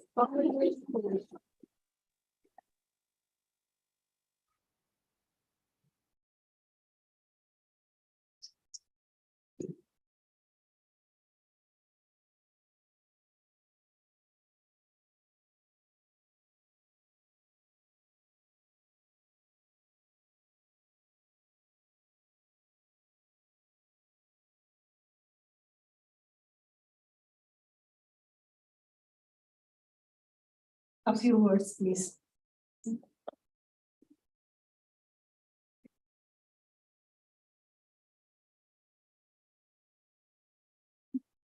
Assalamu alaikum. Wa alaikum assalam. I'm Dr. Zeba, and thank you, Dr. Sadia and Dr. Ram, for thinking about me, because I'm a very small person and very, thank you, actually. I can start with my childhood and can give a thanks to my father, because he was educationist and I am having a background of academics. So it's not a very big struggle for childhood, but there was a very strong enlightenment of personality because there are some ideas of thinking beyond yourself. When I saw my father working in a lab and thinking about the farmers in the village areas. So he was a PhD holder from USA, but he worked for biotechnology from 1977 when Bangladesh was not known about the genetic things. So he was called as a father of seed pathology in South Asia. And yeah, I was with him when he was working in the lab. So I don't have the idea depthness of the work, but I had the idea that it is possible to think beyond yourself. He doesn't know about my grade. He sometimes forgot about which is the child name first to come, Zeba or Tonu. So yeah, it was like that. He was a scientist. When I came to, so my school and college was excellent, warm, because I'm daughter of Professor Ghulam Fakir. In Bangladesh, it is arranged marriage. My husband is here. I got a very handsome person and very humble and very warm person as my husband. But the tradition is something else. When you will be married, you have to have the norm of society, taking care of all the things and balancing the things. But I'm fortunate this time also, because he is an excellent balancer. The places where I am not able to do, he used to do and he is doing it. Still now, till date, he is doing it. And when I carried my son, this is the time when it came like, whether I'll be able to continue my achievement of education or not, whether I will be able to continue my education or not, because the support system is only a husband, but other social thought, now you have to stop or something like that. But that time also I'm lucky. I'm lucky in a sense that this challenge came like full-term pregnancy and you're going for second prof exam or your 100% attendance. And so those things actually made me stronger. But when I think that we say equality, equity, but still now our women are fighting those things, like in education, whether we are having the opportunity to think about if a girl is pregnant, how the education system will be, try to give them the attendance or how they can be equal position, because this is not a pathological condition that they have to drop down. It is a most physiological things. But yet, yes. But my thought was like, when I went to the exam hall, my professor asked me 8 questions in pharmacology. And that 8 question was related with pregnancy. I think now Azan is going on. I can stop for Azan for some times, then I will continue, okay? Is it outside Azan or some mobile Azan? Mobile Azan. Okay, so can you continue? Yes. Okay. Okay, so 8 question was about the pregnancy, okay? On the pregnant related question. I asked my teacher,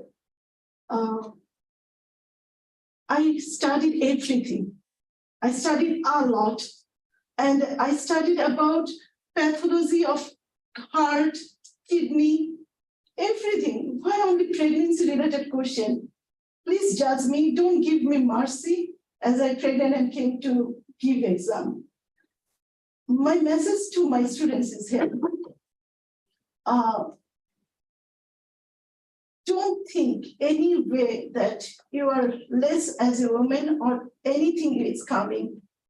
Be prepared for all the obstacles will come. Be prepared, because maybe all the world will say that they knows about women empowerment, but every time the challenge will come and you have to, then another 1 hour exam went to tell me that you are not ready because you're pregnant, but I overcome. I got good mark, okay. Now I'm coming to my professional life. I have a mentor in my profession. Dr. Huria knows about him.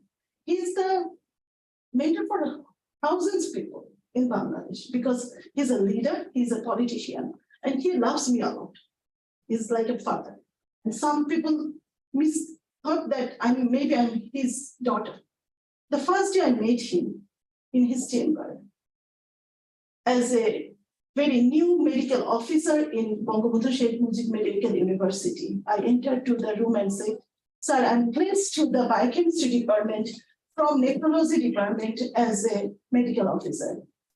The first talk was like that, man to man, face to face, men and women face to face. That is, who sent you here? I wanted someone, man, who can work in the lab for up to night because we are having big machines to handle, and you have, sometimes machine will be not okay. You have to make it okay, and you have to, so many mechanical works are there. And how come you will do it? Why not you stay in some other subject? I told sir, this is the first day for me. Everyone will have first day for his life. You came here you are now professor, but you had a first day. Give me a chance. Just give me a chance for 1 month. I will prove that I can do it. I started working in the lab as a medical officer, but they are not giving me the work. So I started with the test tube things to take and in the wash area. And I'm asking, can I do it? Can I do it? Can I do it? Okay. The end result was like that. The keys of the medical biochemistry department was kept with me. I was the last person to log it and go. And I can open all the machineries and can again assemble it. And I actually train on myself. It's not like I learn only. I try to find out the opportunity where I can go and where I can learn. And all the time challenging myself. Whenever challenge will come, take it. Otherwise, life will be boring without challenge. Don't think that someone put it. But it proved me and he appreciated. He still appreciated me as his, but you know, that time I have to challenge so many things. Social norms is not good. There was some monetary things, like when you will work in the lab, some risks allowance will be there, commission will be there. So now, first time in BSMU lab life, some girls are coming and taking money from me. So I had some enemies in the name of, not enemies, actually, they are the power where you will work. So sometimes it was like, are you going to come in the night duty and will pass through this dark lane? Is it safe for women? So it went up to the complaining to police so that I can be safe. So if you have to do it, but don't stop doing it. To prove yourself, if you have to take the support system from your family, from your society, from your government, take it, but do it. Those stories was day-to-day things for that time. But I'm telling you, it is natural, but it is natural history of my where I am. Next, I came to Maldives because I want my 2 children to be with his father. But in Bangladesh and other people never never stop doing job from university. They will retire from the university. But I took that chance to, because I don't want that my children will grow up without father. So I came. Actually, I left my job and came. I thought that the agent said that you will work here as a specialist. Now you are not getting job, but you come, you get the job. But I started working as a medical officer in Hulumale. After my finishing MD degree in clinical biochemistry, 5 years, all the training, all the experience, I got medical officer job here. And every day near the lab, I would say, I know in the lab, without lab person, nobody should go. But I already had 13 years experience that time. So, but I said, please, can I see? Because my whole heart was in the lab and my whole heart with the education. So how I will be a part and doing medical, checking the BP and giving the medicine was not my job, but I did it. Then I sent the CVs everywhere, and that time CEO was Brigadier Farshad. Sir called me and asked me, what is the function of a medical biochemistry in a lab? I said, sir, I can show you. I have all these things in my mind every day I'm doing. So I explained it to him that how to do the things. And he actually said, okay, we can give you again challenge. We can give you 1 month time. If you can prove that you can work well in IGMS laboratory, we will take you. Otherwise, we'll send you back to Pune. So again, my life facing a challenge, and I feel like, okay, there will be nice things happen because I got the challenge. After 7 days, Dr. Miza, that time the consultant and the head of the department, she called me and said, I never saw any foreigner working like that. We really want to take you, and maybe we can't give you the position, but just start working with us. And after 15 days, I think we were having civil service law or something. From there, they made the post for clinical biochemistry, and I got the. I will be gone with the. I will be missing the biochemistry work. I will be on the medical officer here, but I was happy. Okay, and some people said also, it's okay. What's happened? What's happened? I know how I achieved, so it's okay. Then after that, I got 2019 a call from Dr. Shiza, and she said that I saw in the LinkedIn your profile. Do you want to come? Maldives is going to make a school of medicine, but it is challenging. I say, oh, yeah, challenging. Because we are doing everything new we are not having anything. Are you ready? And you get some money, yes, then IGMS. Are you ready for it? And I'm teaching now Generation Z, who have everything in their fingertips. So you have to make things, and it's really, biochemistry is not a very enjoying subject. It's a very tough subject. But still, I tried. I don't know how much I did, but the reflection I got from the consultants of the IGMH, that my students are very good, they can answer, that make me proud. And I always look at their eyes, and I feel that whatever I did from the beginning to now, Alhamdulillah, these are the results. Their eyes are bright. Thank you very much. Thank you. Thank you. Thank you very much. Thank you. It was really a very, very inspiring story. Congratulations. Congratulations. Thank you. So this is the second last awardee. We have Mrs. Pushpalata Rajurkar. Even though life has given her a lot of ups and downs, Mrs. Pushpalata hasn't been able to steal her smile or weaken her resolve. This mindset enabled her to raise 2 of her bright boys even after their father left them and while they were finishing up their schooling. She persisted, joined BSN in India, and helped maintain the family. Her family has always been the entire universe. She gave it everything she had. She is happy with what she did, accomplished. Many poor folks are not naturally blessed with such a tough life. They simply continue living a simple so-called happy life. She is pleased with this journey. She feels special, and it's still going on. The same story which was with Mrs. Pushpalata is repeated now with her daughter. And now she is taking care of the granddaughter, and she is really an iron lady. Congratulations to Pushpalata. Pushpalata is not present here, but Rahul Patki is her nephew. He is going to speak on her behalf. Rahul Patki, over to you, please. Rahul? Yes, ma'am. Please go ahead.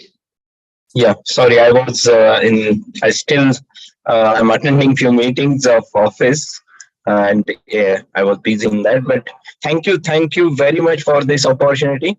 And when you declared about this Iron Lady Award, I, I just thought of my bua, my like auntie for this award. And there was not in my life, no one is like her. So I just proposed her name, and yes, obviously, with all these details I have given on that basis, thanks for choosing her for this prestigious award. Thank you. Thank you, Rahul. Thank you very much. Now, ladies and gentlemen, we have come to our end of the program and we have very special award that will be given to the Iron Lady. But before that, the one who made this Iron Lady, the one who created this Iron Lady, the one who delivered the Iron Lady, we have to honor that lady. May I request Mrs. Faryal to kindly come here and we all give her a big round of applause. So this special memento is to Mrs. Faryal, the mother of Dr. Anara Naeem.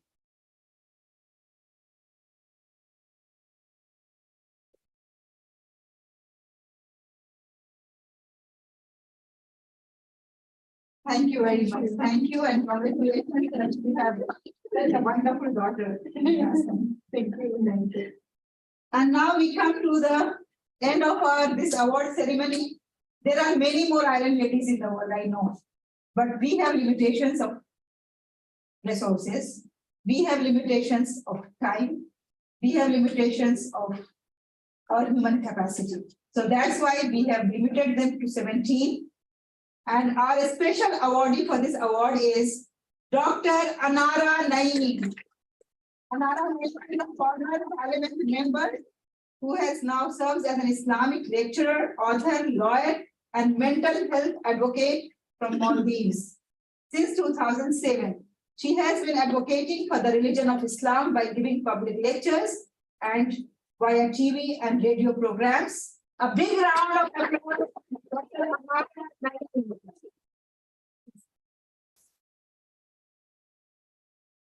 May I request Dr. Shabana to kindly share with me this honor of awarding the Iron Lady.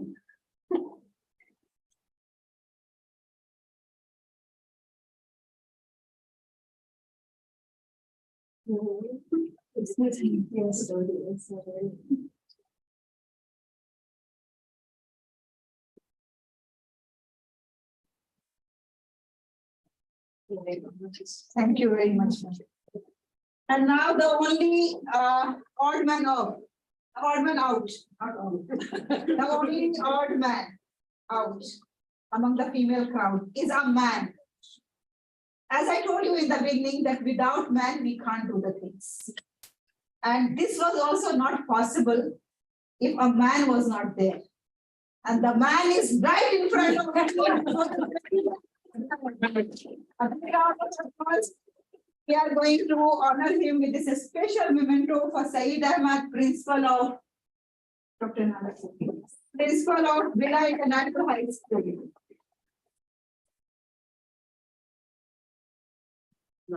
Photograph, please.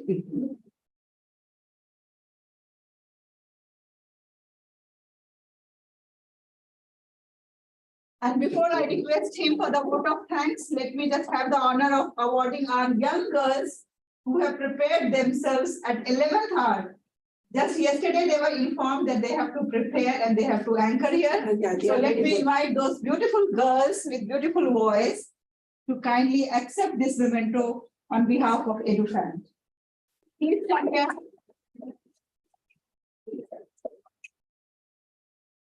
Come. Where are those who have they left?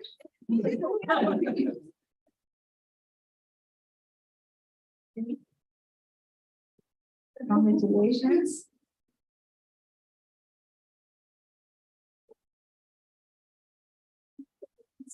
Yes, please come. Quran recitation. It was very beautiful.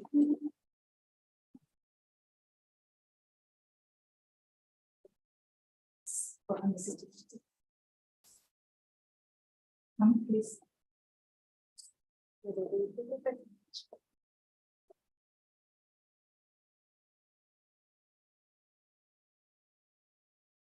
we have a very special faculty from another college, Mr. Balakrishnan. May I request you to kindly come and accept this memento from all of us. One more days. Which college you want? MIS, no? Yeah. Yes, MIS. Thank you so much. Now this is the book that we are going to release. Dr. Anara, please. Yes. Yes. And I request Dr. Shabana and Mr. Saeed to kindly be with me at this moment. We are so grateful. Thank you very much.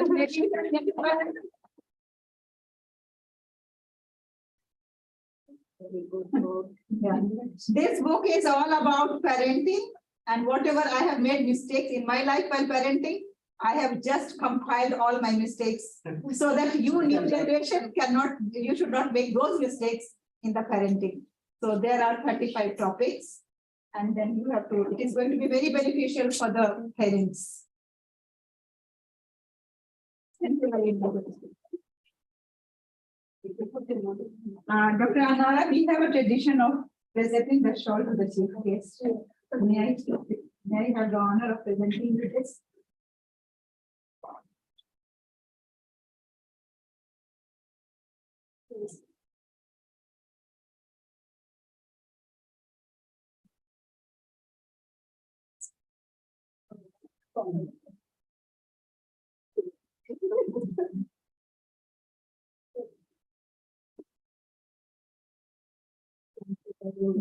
I want to thank the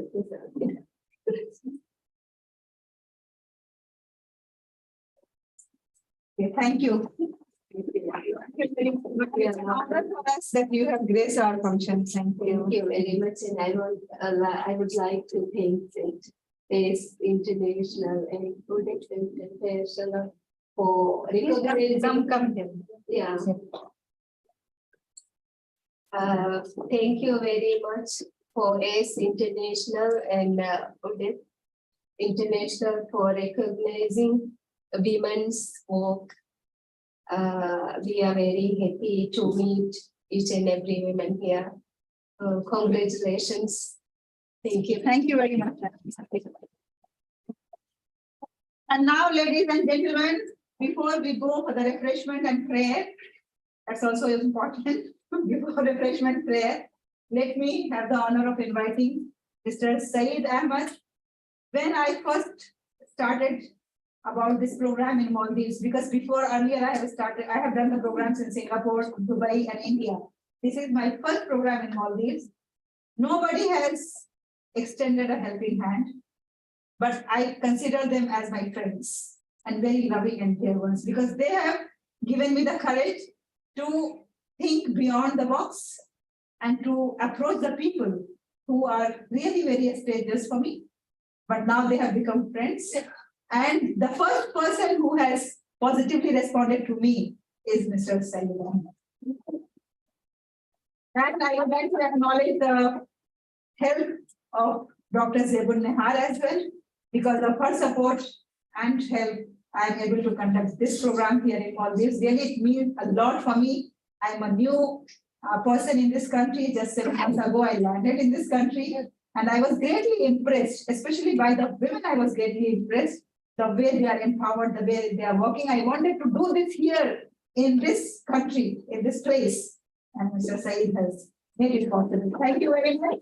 Now I will take it up and thank you for both of them.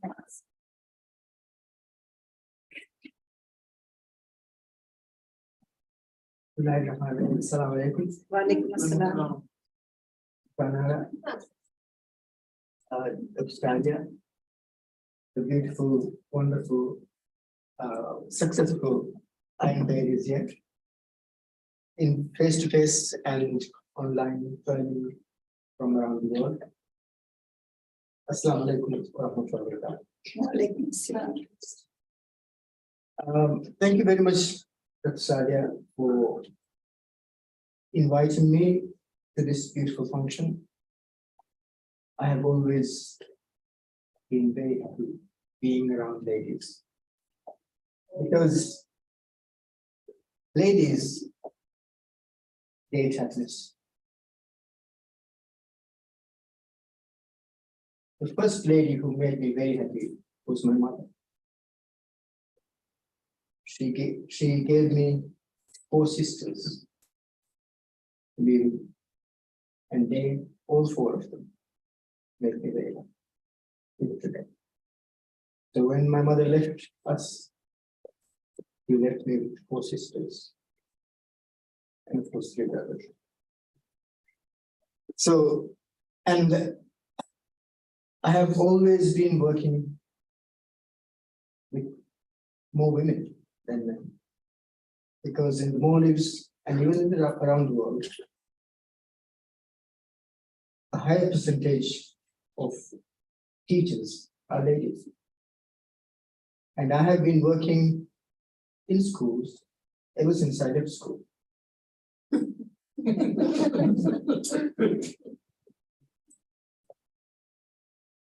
So, but my companions are teachers. And in the Maldives, I think around 90% of teachers are ladies. And they may be very happy because the teachers here at VIHS are super teachers. This is my 11th year as principal here. And the teachers are highly respected by the students. Why?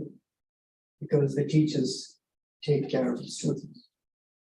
Recently, I saw in a Maldivian article saying that students nowadays do not respect teachers.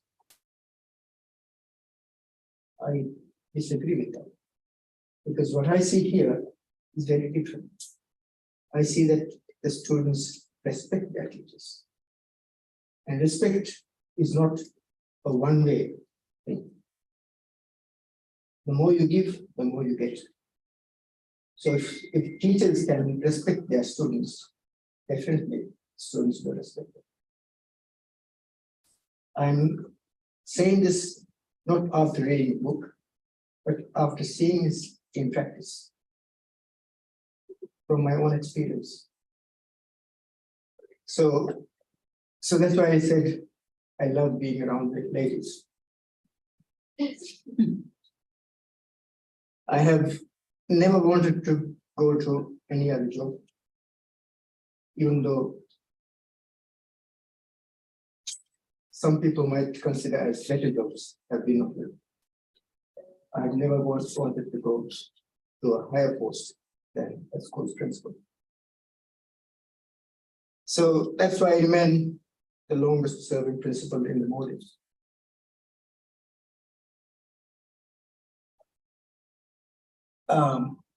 Anyway, I think we can continue to appreciate ladies because I think Maldives has developed in a very short time to a greater level. If you consider from the time of the starting point of my career and up to now, it's tremendous development in the world. People might say Maldives is not developing, but they are thinking of from a political angle maybe. And when they won't blame the leaders, then we say Maldives is not developing. But it has developed and we have seen it. When I started my career, most people were illiterate. Most people were illiterate, maybe 40% or 50% were illiterate. Now, the literacy rate is more than 99%. That is development. It is not only this concrete buildings or bridges or roads that can be counted as development. Development is education. And the education level in the Maldives is very high. The number of people who have done their degrees and master's degrees and PhDs as a percentage of the whole population is considered very high. And that has happened in a very short time. And for this development to happen in the Maldives, it is the ladies who play a greater role, not only as teachers, but as parents. Traditionally, I think it's it's not the father, but rather the mother who takes care of the children, takes them to school, and helps them at home. So this contribution to educate the young people is played very well by the ladies of the country. So I think the greatest contribution for the development of all this has come from ladies. So congratulations to all the wonderful ladies there.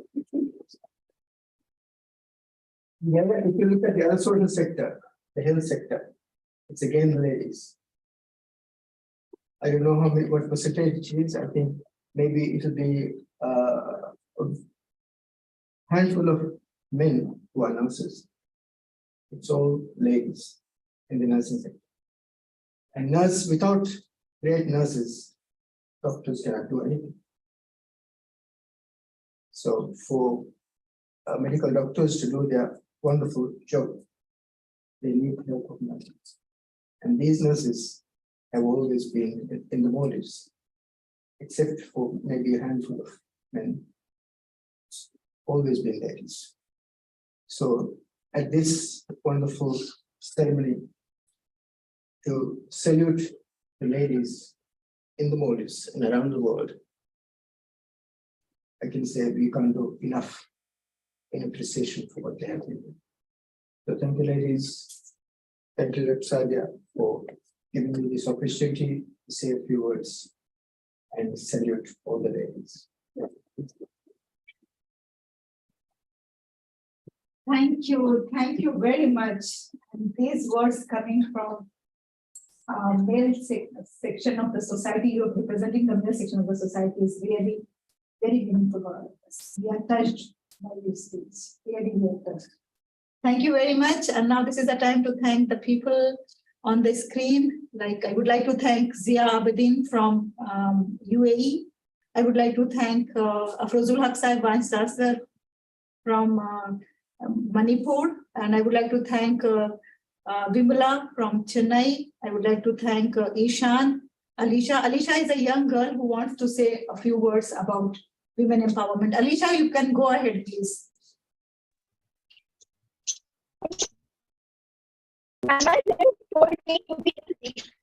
Alisha, can you remove your headphone and then speak?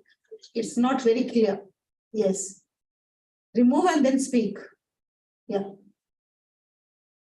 Yeah, please. Yeah, it's okay now. Go ahead.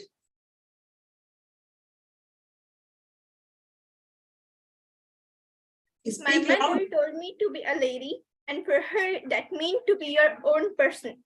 Be independent. A very pleasing evening to everyone, respected guests, Honorable Ma'am, and all my dear listeners. First of all, a very happy International Women's Day, and I am honored and thankful to all who gave me this opportunity to speak up on this glorious occasion of International Women's Day. So, this delightful evening, we are going to talk on a very important and a sensitive topic, and that is women empowerment. A woman is the full circle because she possesses the power to create, to nurture, and to transform. A woman is very strong since she has the power to create a new life. But from past few years, the condition of women have been so bad. Their powers are being underestimated. And that is just because of the patriarchal society. And because of this, in ancient times, women were not educated. But Savitri Bai Phule, the first Indian female teacher who first time raised her voice against the education bond for girls, and her husband also helped her. Educate a man and you can educate an individual. educate a girl, and you can educate an entire family. There's no greater gift than education. And if we can empower a girl by our efforts, we should definitely help and bring a change in the society. The best way to empower women is to educate them. By educating them, you can build or increase their self-confidence, self-esteem, and self-awareness, so that they will be very strong. And until you will not make any woman educated, they will not be able to be self-independent. According to the census report, it is known that the literacy rate of women only in India is 53%, whereas men's literacy rate is 75%. This much difference in literacy rate itself tells us that we should educate every girl and every woman, so that they can also be a part of the global environment. Global environment empowerment is also called a sensitive topic because these days the term and concept of women empowerment is going on a wrong direction. Women empowerment actually means to educate women, to help them grow and help them in their work. Women empowerment does not mean to decrease the power of the other gender, means men. There is a difference of a fine line between these two terms, and the person who can understand this difference can only help our society in actual development. And for this, every man should support every woman to grow, and every woman should also support every man. No man should underestimate the power of a woman for their growth, and vice versa for the female. To empower women, you should also do some tasks which you can easily do, like you should talk with your family members, your friends, and your neighbors. On women empowerment, and whoever is a bit confused about this concept, you should tell them what actually women empowerment means. Do discuss with them and try to make them understand what is women empowerment. And you can also encourage the women around you to have a goal in their life and tell them that they can also be successful in their life. And dear girls, do you know Priyanka Chopra? Yes, she was the first Miss World just because she was confident. So please understand that confidence is the actual key to getting ahead in life. Believe in yourself, because if you believe in yourself, the world will believe in you. Know that you are unique, and that will make you a beautiful girl. Stop comparing yourself from others. You know, if you get fat, you eat too much. If you lose weight, you are sick. If you dress well, you show off. If you dress simple, you are poor. No matter what you do in life, people will always criticize you. So my dears, just do what makes you happy. No matter what these fools say, don't worry about them. Be yourself. Every woman should know that they can do anything. You are strong and you will make your future brighter. Just hang on and keep believing in yourself. Today, put your fears behind you and get started on your first small step to achieving your dream. Yes, you can do it. You must believe that you will succeed one day. And if we talk about the society, so the thinking of the society is also changing slowly. More number of women are getting quality of education, but the actual meaning of women empowerment is to make them well educated and leave them free so that they can be accomplished enough to make their own decisions in their life. Thank you so much, my dear listeners, for lending me yours. I'll see you guys soon, and we really need to think upon this particular thing. This International Women's Day, let's motivate and encourage our girls and women. Good luck to all of you. Have a successful and bright week. Good night.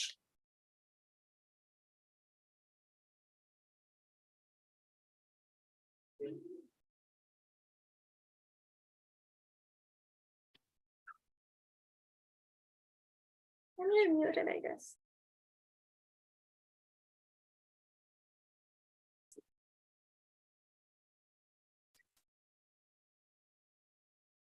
You're muted, I guess.